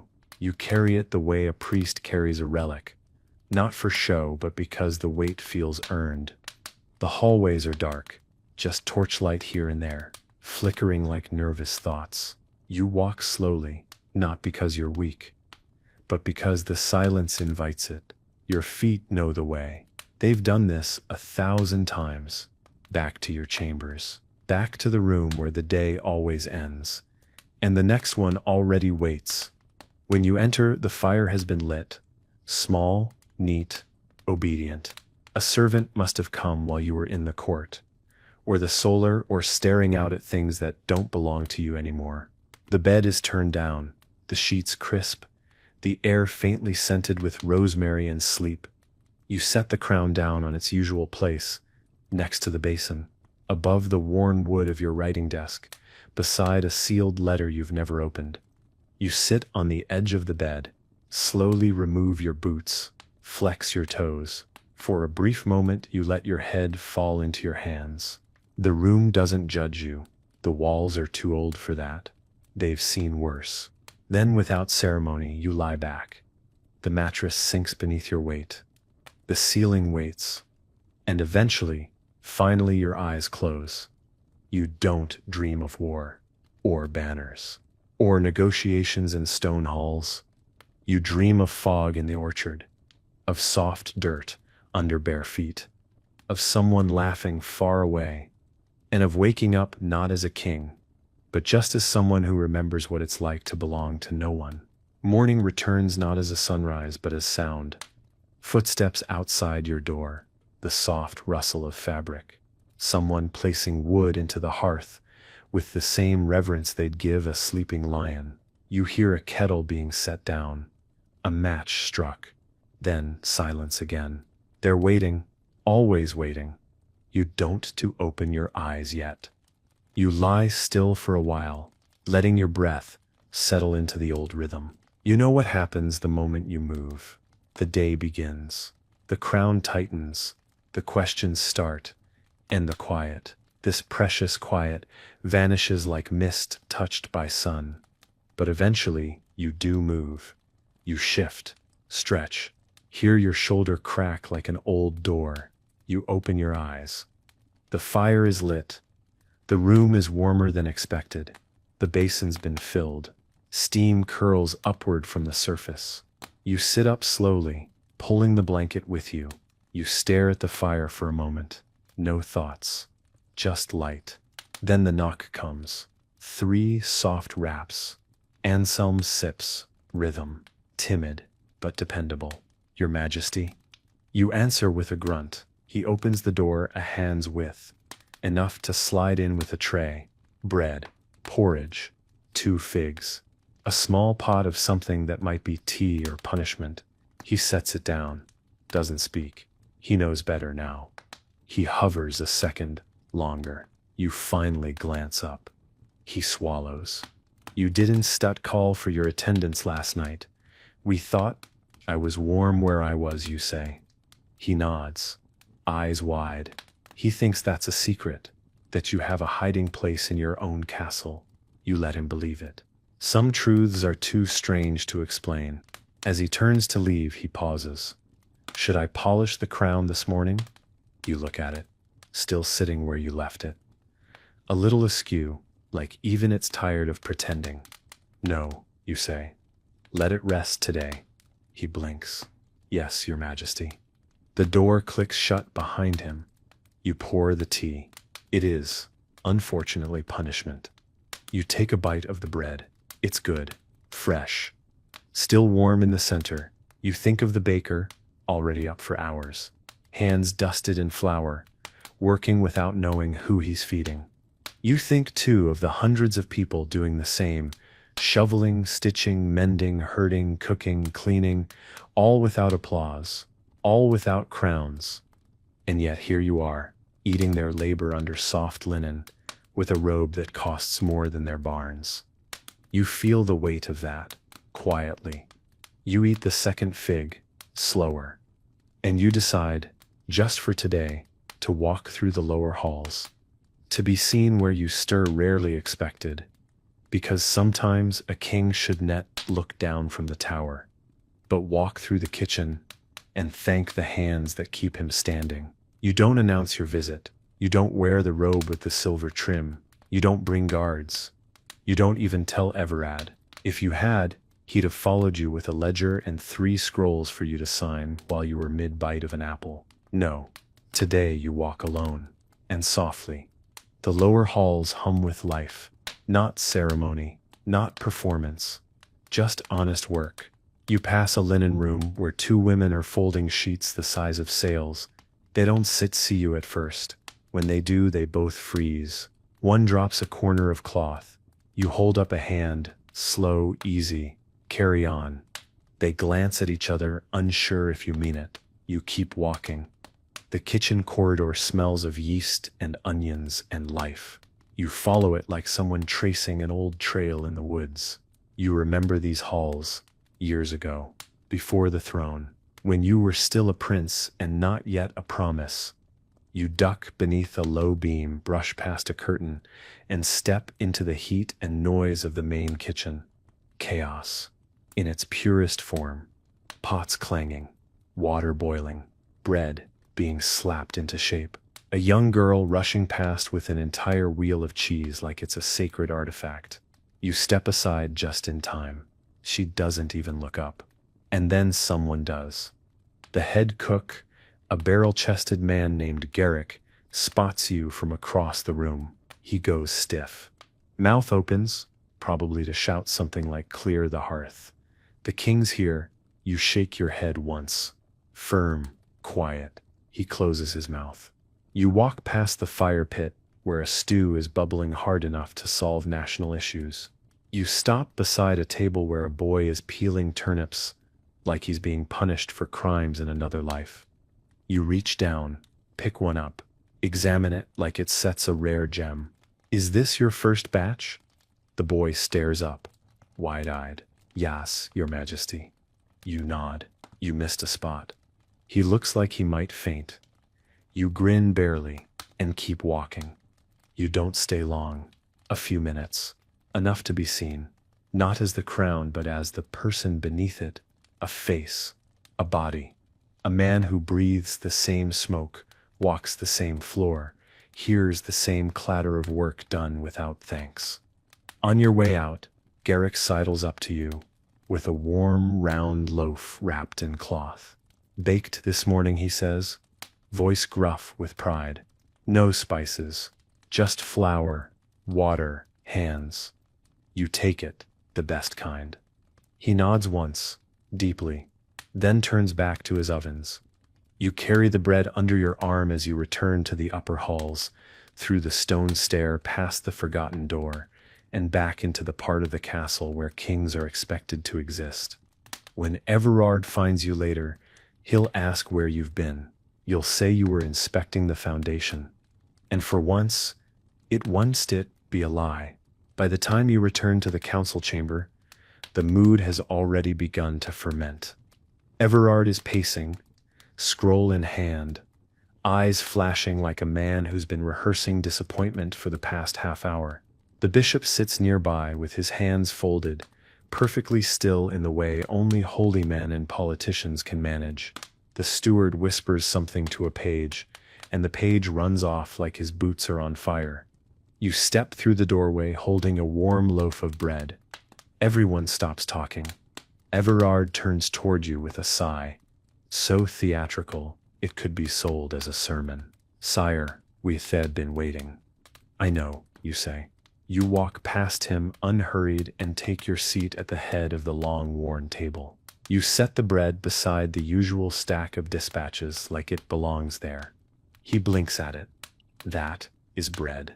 Correct, you say, reaching for a knife. Would you like some? No, thank you, he replies stiffly, like you just offered him a rat. We have matters of state. We always do. You cut a thick slice, steam curling from the middle like a quiet prayer. You tear off a piece and chew, slowly, while they all watch you like they're waiting for a lesson. You know, you begin, mouth full of honesty. We spend all day talking about grain, tonnage, yield, storage, levy, but none of you have tasted the bread made from it this week. The bishop clears his throat. That sip's not our role, Your Majesty. It should be, you say, not unkindly. You offer a piece to the steward. He hesitates, then accepts, takes a bite, looks surprised. You nod. Then you get down to business. You listen as Everard recites the latest movement reports from Garland, as the bishop campaigns for more silver to expand the monastery's walls, as the treasurer warns of shortages in the southern markets. You listen, tearing bits of bread, sharing a few, eating quietly. It grounds you. It quiets the part of you that wants to drift into fury or fatigue. You speak less than usual, but when you do, it lands like iron. Because sometimes the man who eats humbly commands louder than the man who shouts from a throne. By the end of the session, half the bread is gone, and the tension in the room has thinned like fog in spring. As they file out, the steward glances back at the remaining slice. You nod once. He takes it. When the room is empty again, you sit in the quiet and brush the crumbs from your robe. And for the first time in a long time, you feel like a king who did something real. Not grand, not golden, just real. After the council chamber clears, you don't go to your quarters. You don't go to the war room or the chapel or the garden where the roses bloom too perfectly for anyone to believe they're not enchanted.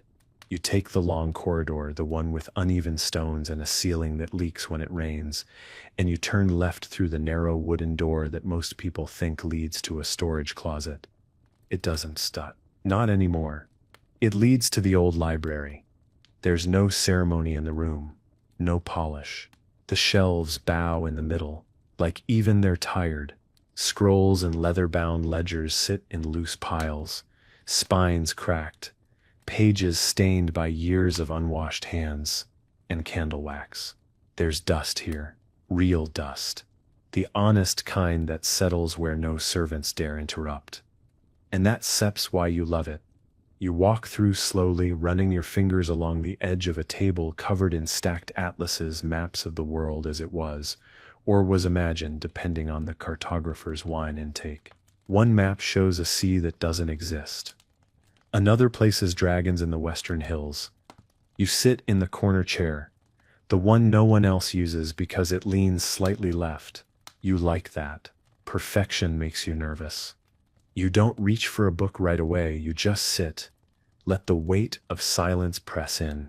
Let it wrap itself around your bones like a cloak that doesn't care who you are, only that you're here.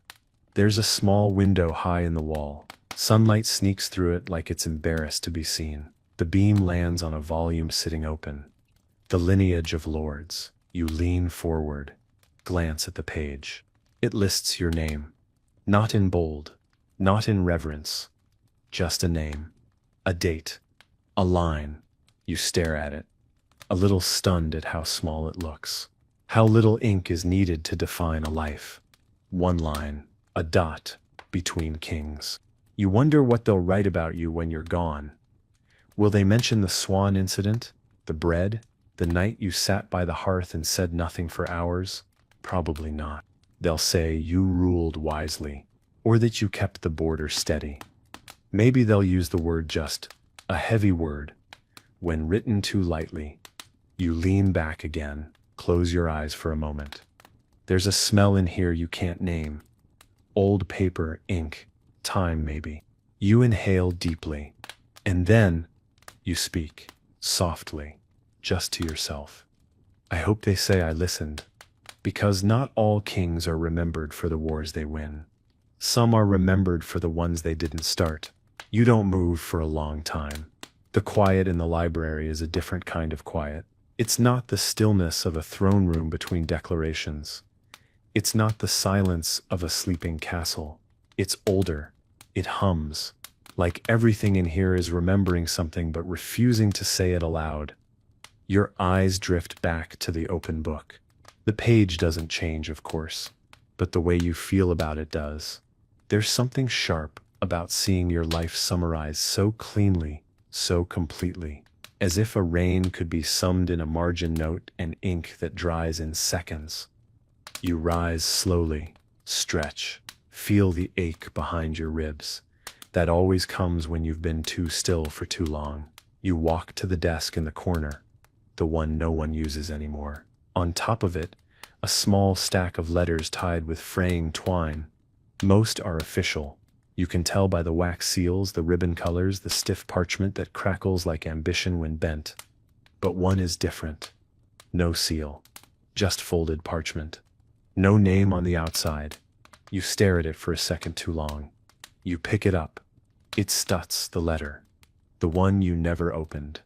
The one you found months ago tucked in a drawer in your old traveling satchel. The one with handwriting you knew instantly, even after all these years. Her handwriting. You don't sit. You stand by the window. Unfold it. Let your fingers move slow, not with hesitation, but with something quieter. Respect, maybe, or regret. The ink has faded, but the words are clear. You read them all. She wrote of the coast, of how the salt air had finally let her lungs loosen, how her hands were rougher now but her sleep was softer. She thanked you for not chasing her, for letting her leave. She said the world was quieter without your voice in it, but not colder. She said she remembered the apple, the tower, the way you looked before the crown started to shape your face into something unreadable. And then, a line that hooks itself into your chest like an arrow, meant to wound gently. You were never meant to be only a king. I hope you remember the part of you that knew how to climb. You fold the letter, slowly, carefully. You set it back on the desk. And you stand there for a moment, hands braced on the wood, shoulders low, eyes closed. You remember the tower? The way the stone scraped your palms? The way she laughed when you slipped? The way you laughed too, even as you fell. You breathe. And in that breath, something inside you loosens. Not enough to change everything, but enough to change the next hour. You leave the library without telling anyone. No one sees you slip back through the narrow door. No one hears the soft click of the latch behind you. For once, you move like a man without an audience, shoulders down, footsteps light, the letter still folded neatly in your palm. You don't take the usual path back. Instead, you follow the older halls, the ones no one uses unless something's leaking or broken. You pass under low arches, step over a half-loose stone you've known about for 20 years, and duck into the side stairwell where you once stole an hour of quiet after your father died.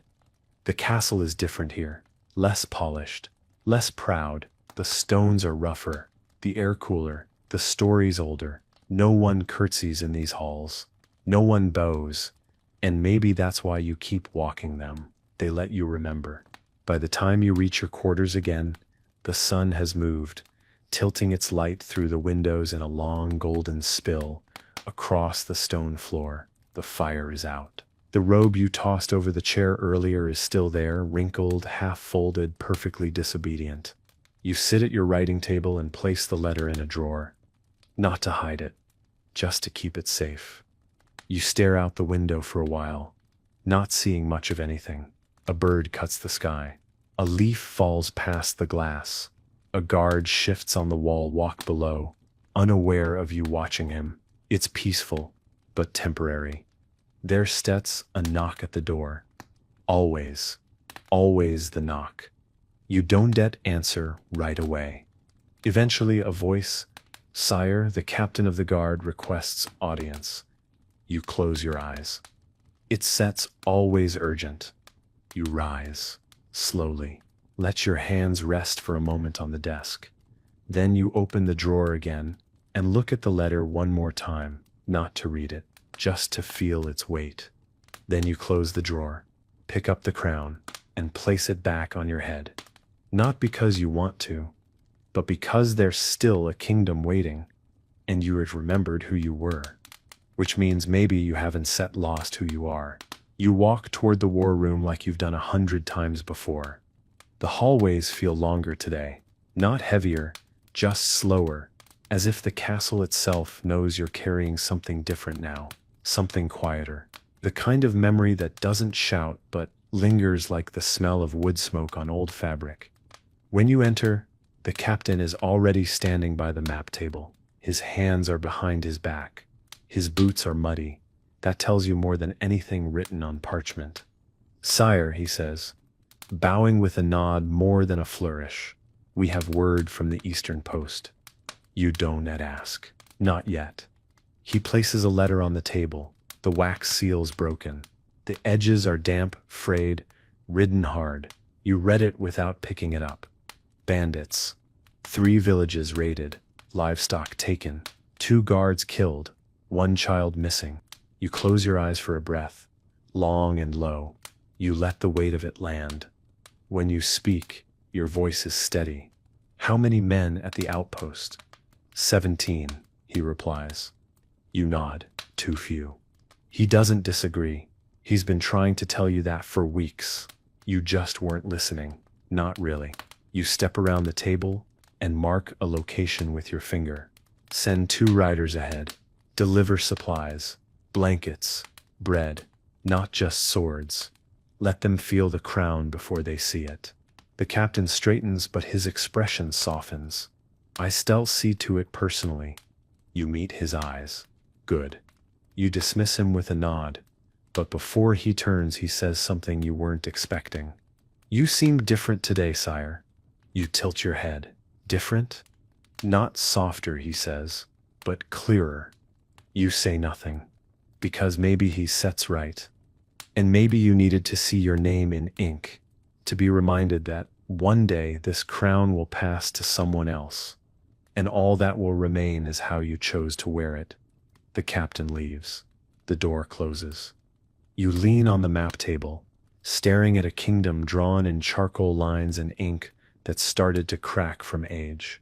You touch the place where the raids happened, just a smudge on parchment, but out there it's fire, it's fear, it's a child who hasn't come home. You roll the map up slowly, and for the first time in a long time, you don't feel like a man balancing duty and survival. You feel like a king trying to be better than the day before. You leave the war room not with urgency, but with intention. There's a difference. Urgency scatters. Intention gathers. Today your feet know where to go before your mind catches up. Down through the archway, past the old training yard, past the courtyard where pigeons seem to stage daily coups, past the stables, where a black mare stamps her hooves like she knows something you don't. You stop just before the gates. Not the main ones. The side gate. The one used by merchants, stable hands, and servants, carrying baskets of laundry that smell like lavender and coal. A few guards linger there, not in polished armor but in worn leather and patience. You nod to them. They let you pass without a word. Outside, the road bends through the lower town, and it's loud in the best way. Pots clanging, boots in puddles, chickens daring fate, and children arguing about a stone one of them insists is magical. You walk among them like smoke, familiar, but not always seen. A baker pauses mid-gesture, as she stirs a cauldron of something thick and fragrant. She squints.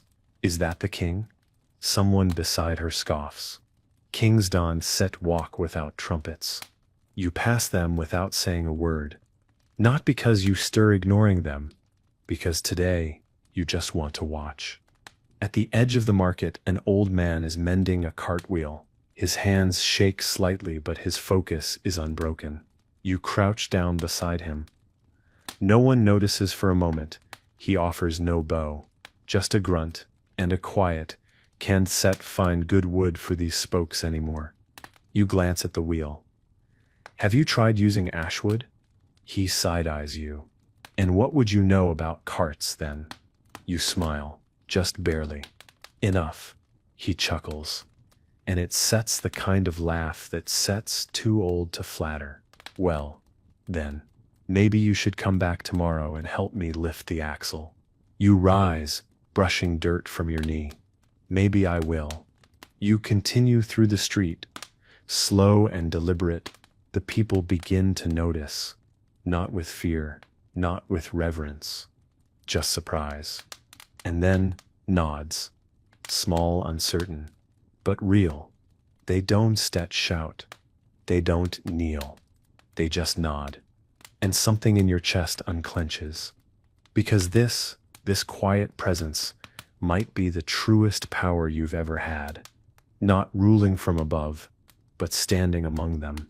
The path winds past the smithy, where hammers strike in rhythm with the heartbeat of the town. Sparks fly in small bursts, catching the morning light like tiny rebellions.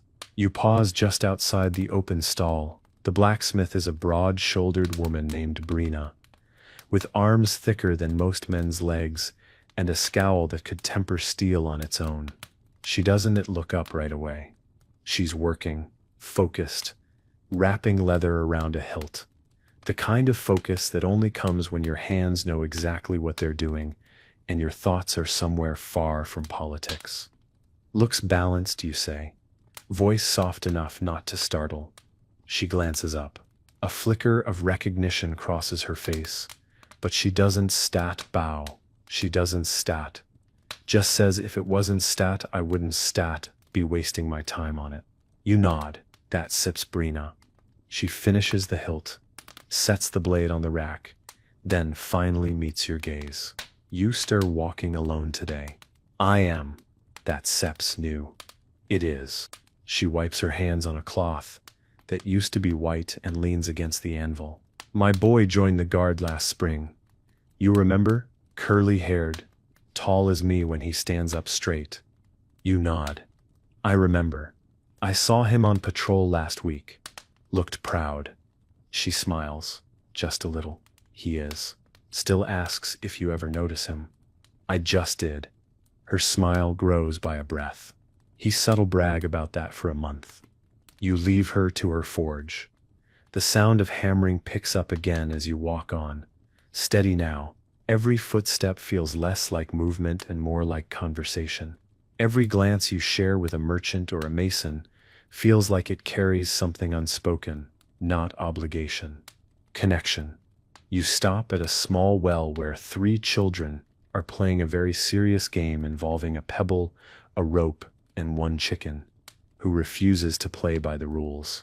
One of them stares at you openly. Are you the real king? You crouch down. Depends. Does your king eat bread and forget names sometimes? She thinks about this. I think so. Then yes, you say. She nods solemnly. Good. Because the other one we pretend is always shouting. You laugh, and it's not a royal laugh. It's not poised or timed or polished. It's just yours. As you rise and continue your walk back toward the castle gates, your hands feel looser, your jaw unclenched, your heart not lighter. No, not that, but steadier. Because sometimes the kingdom isn't the banners or the battles or the maps in the war room. Sometimes it's a boy in armor who wonders if you saw him, a blacksmith who keeps her pride in silence, a child by a well, asking if you purr real. And your answer every day you wear that crown is to be. The castle gates loom ahead, tall and shadowed in the afternoon light. The guards at the entrance straighten when they see you approach, hands to hilts, backs to stone. You nod once, no commands, no ceremony, just a silent return. They open the gate without a word. You step through, and the change in air is immediate, cooler, quieter, more stone than sky. The castle swallows sound differently than the town. It folds it inward, presses it into corners. You're used to it, but today it feels sharper, cleaner, like you're hearing it all for the first time. You don't go straight to the solar, or the council hall, or the chamber where they'll have laid out fresh documents, pressed robes, and questions with no answers. You go to the garden, the inner one, hidden behind 2 old towers and a hedge. No one's trimmed in months. It's quiet here, not by design, just by neglect. The vines are winning, the benches are cracked, but the sunlight still finds its way in, and sometimes that's enough. You sit on the low stone wall near the fountain. It no longer flows, not since the drought last year, but the basin still holds rainwater and the occasional feather from a passing bird. You pull something from your pocket, a crumb of bread. You crumble it between your fingers and drop it into the water. A moment passes. Then a ripple. Then, from beneath the water's surface, the flash of silver. The fish are still here. Small, old, stubborn, survivors in a fountain, forgotten by everything except them. You watch them for a while, and you think not of war, or alliances, or emissaries, or the cousin who writes in veiled threats. You think of the girl by the tower, the child at the well, the boy on patrol, and you say softly, not to be heard, not even to yourself exactly, I tell stay. Not because you have to, but because someone must. And maybe because you're starting to remember how evening approaches with long shadows and soft gold pooling across the garden walls. The sun's descent feels slower than usual, as if it too is reluctant to hand over the day. You sit there by the fountain for longer than you should. No one comes to find you. No messenger dares interrupt. Perhaps they've finally learned, or perhaps someone told them the king was where he needed to be. The fish circle the rainwater like old thoughts, quiet, repetitive, persistent. You trace one with your eyes until it vanishes under the lily leaves, and you wonder how many people in this castle even know they're still here. You stand slowly, joints stiff but not aching the way they used to. Something about today has eased that. No healer, no poultice, just walking, talking. Being among the people who keep the place alive while you sit in rooms and sign your name on things. You walk back through the garden path with slower steps now, not because you're tired, but because you don't want to miss anything. A single violet blooms beneath the ivy. You crouch down, touch the petal gently. A color so small, so bold, so completely unnecessary, and yet it's here, thriving. You make a note to leave the ivy alone. Back inside, the castle lights are beginning to glow. Candles lit in corners, lanterns swinging gently from hooks. You pass two servants whispering in the corridor. They fall silent when they see you.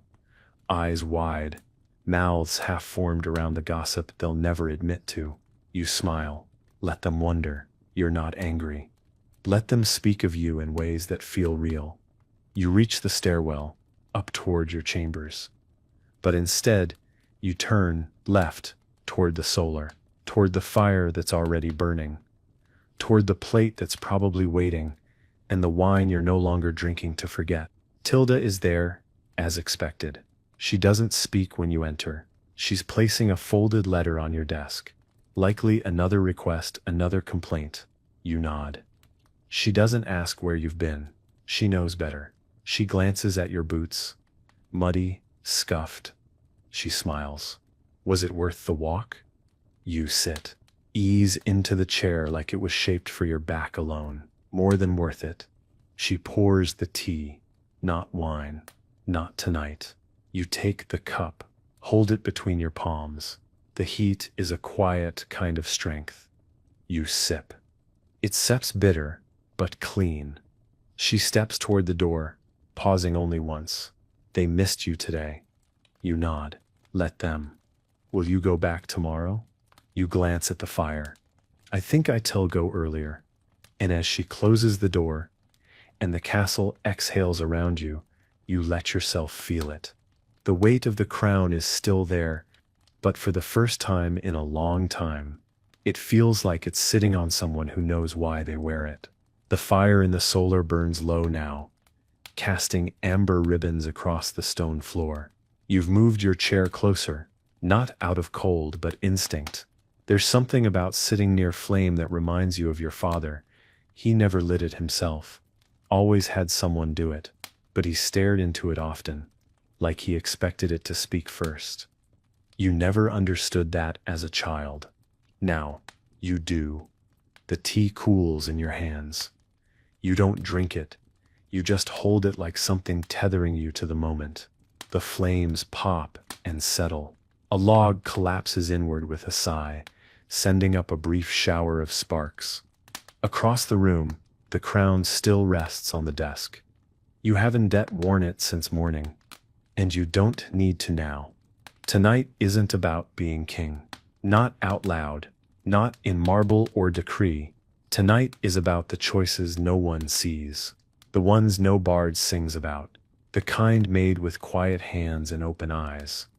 You walk to the desk and pick up a quill. The paper is blank. You don't write a command. You write a letter.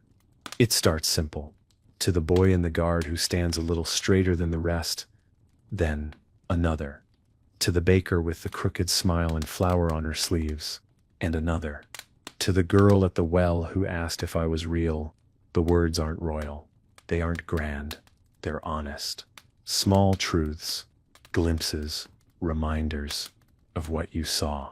Of what they are. Of what you're trying to become. Each letter folds into itself like a secret.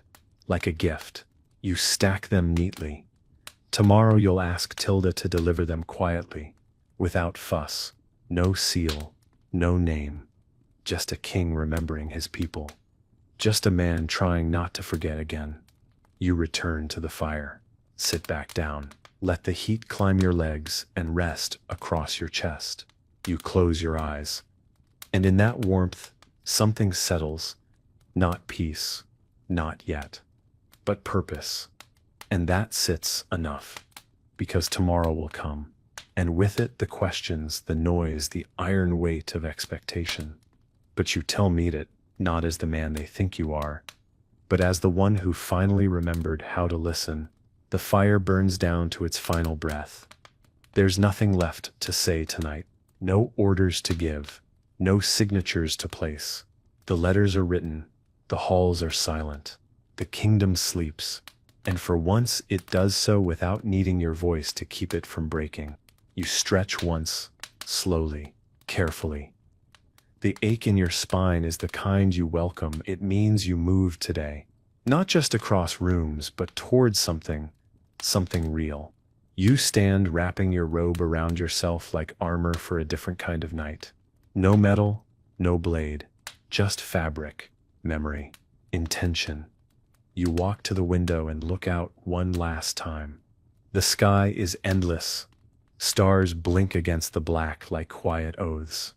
Below, the town rests under that same sky, roof to roof, hearth to hearth, life stacked beside life like a mosaic. Only you get to see from here. You don't look down with ownership. You look down with weight, with awe, with the understanding that these people, these stories, these ordinary names are what hold the walls of this place together. Not the throne, not you. Them. Always them. You turn from the window. The room behind you waits. The bed is turned down, the fire low, and the crown still on the desk. You could leave it there tonight, but you don't set. You walk to it, lift it with both hands, not out of obligation, out of respect. You place it on the stand beside your bed, not on your head, not tonight. Tonight the crown rests too. You lie down, let your body sink into linen and silence. You exhale, not the breath of a ruler, the breath of someone who has finally truly arrived in his own skin. You close your eyes, and tomorrow when the knock comes, you tell answer it. Not as a burden, not as a symbol, but as a man who remembers every name the crown tried to make him forget. And that is how a kingdom endures. And that is how a king becomes real.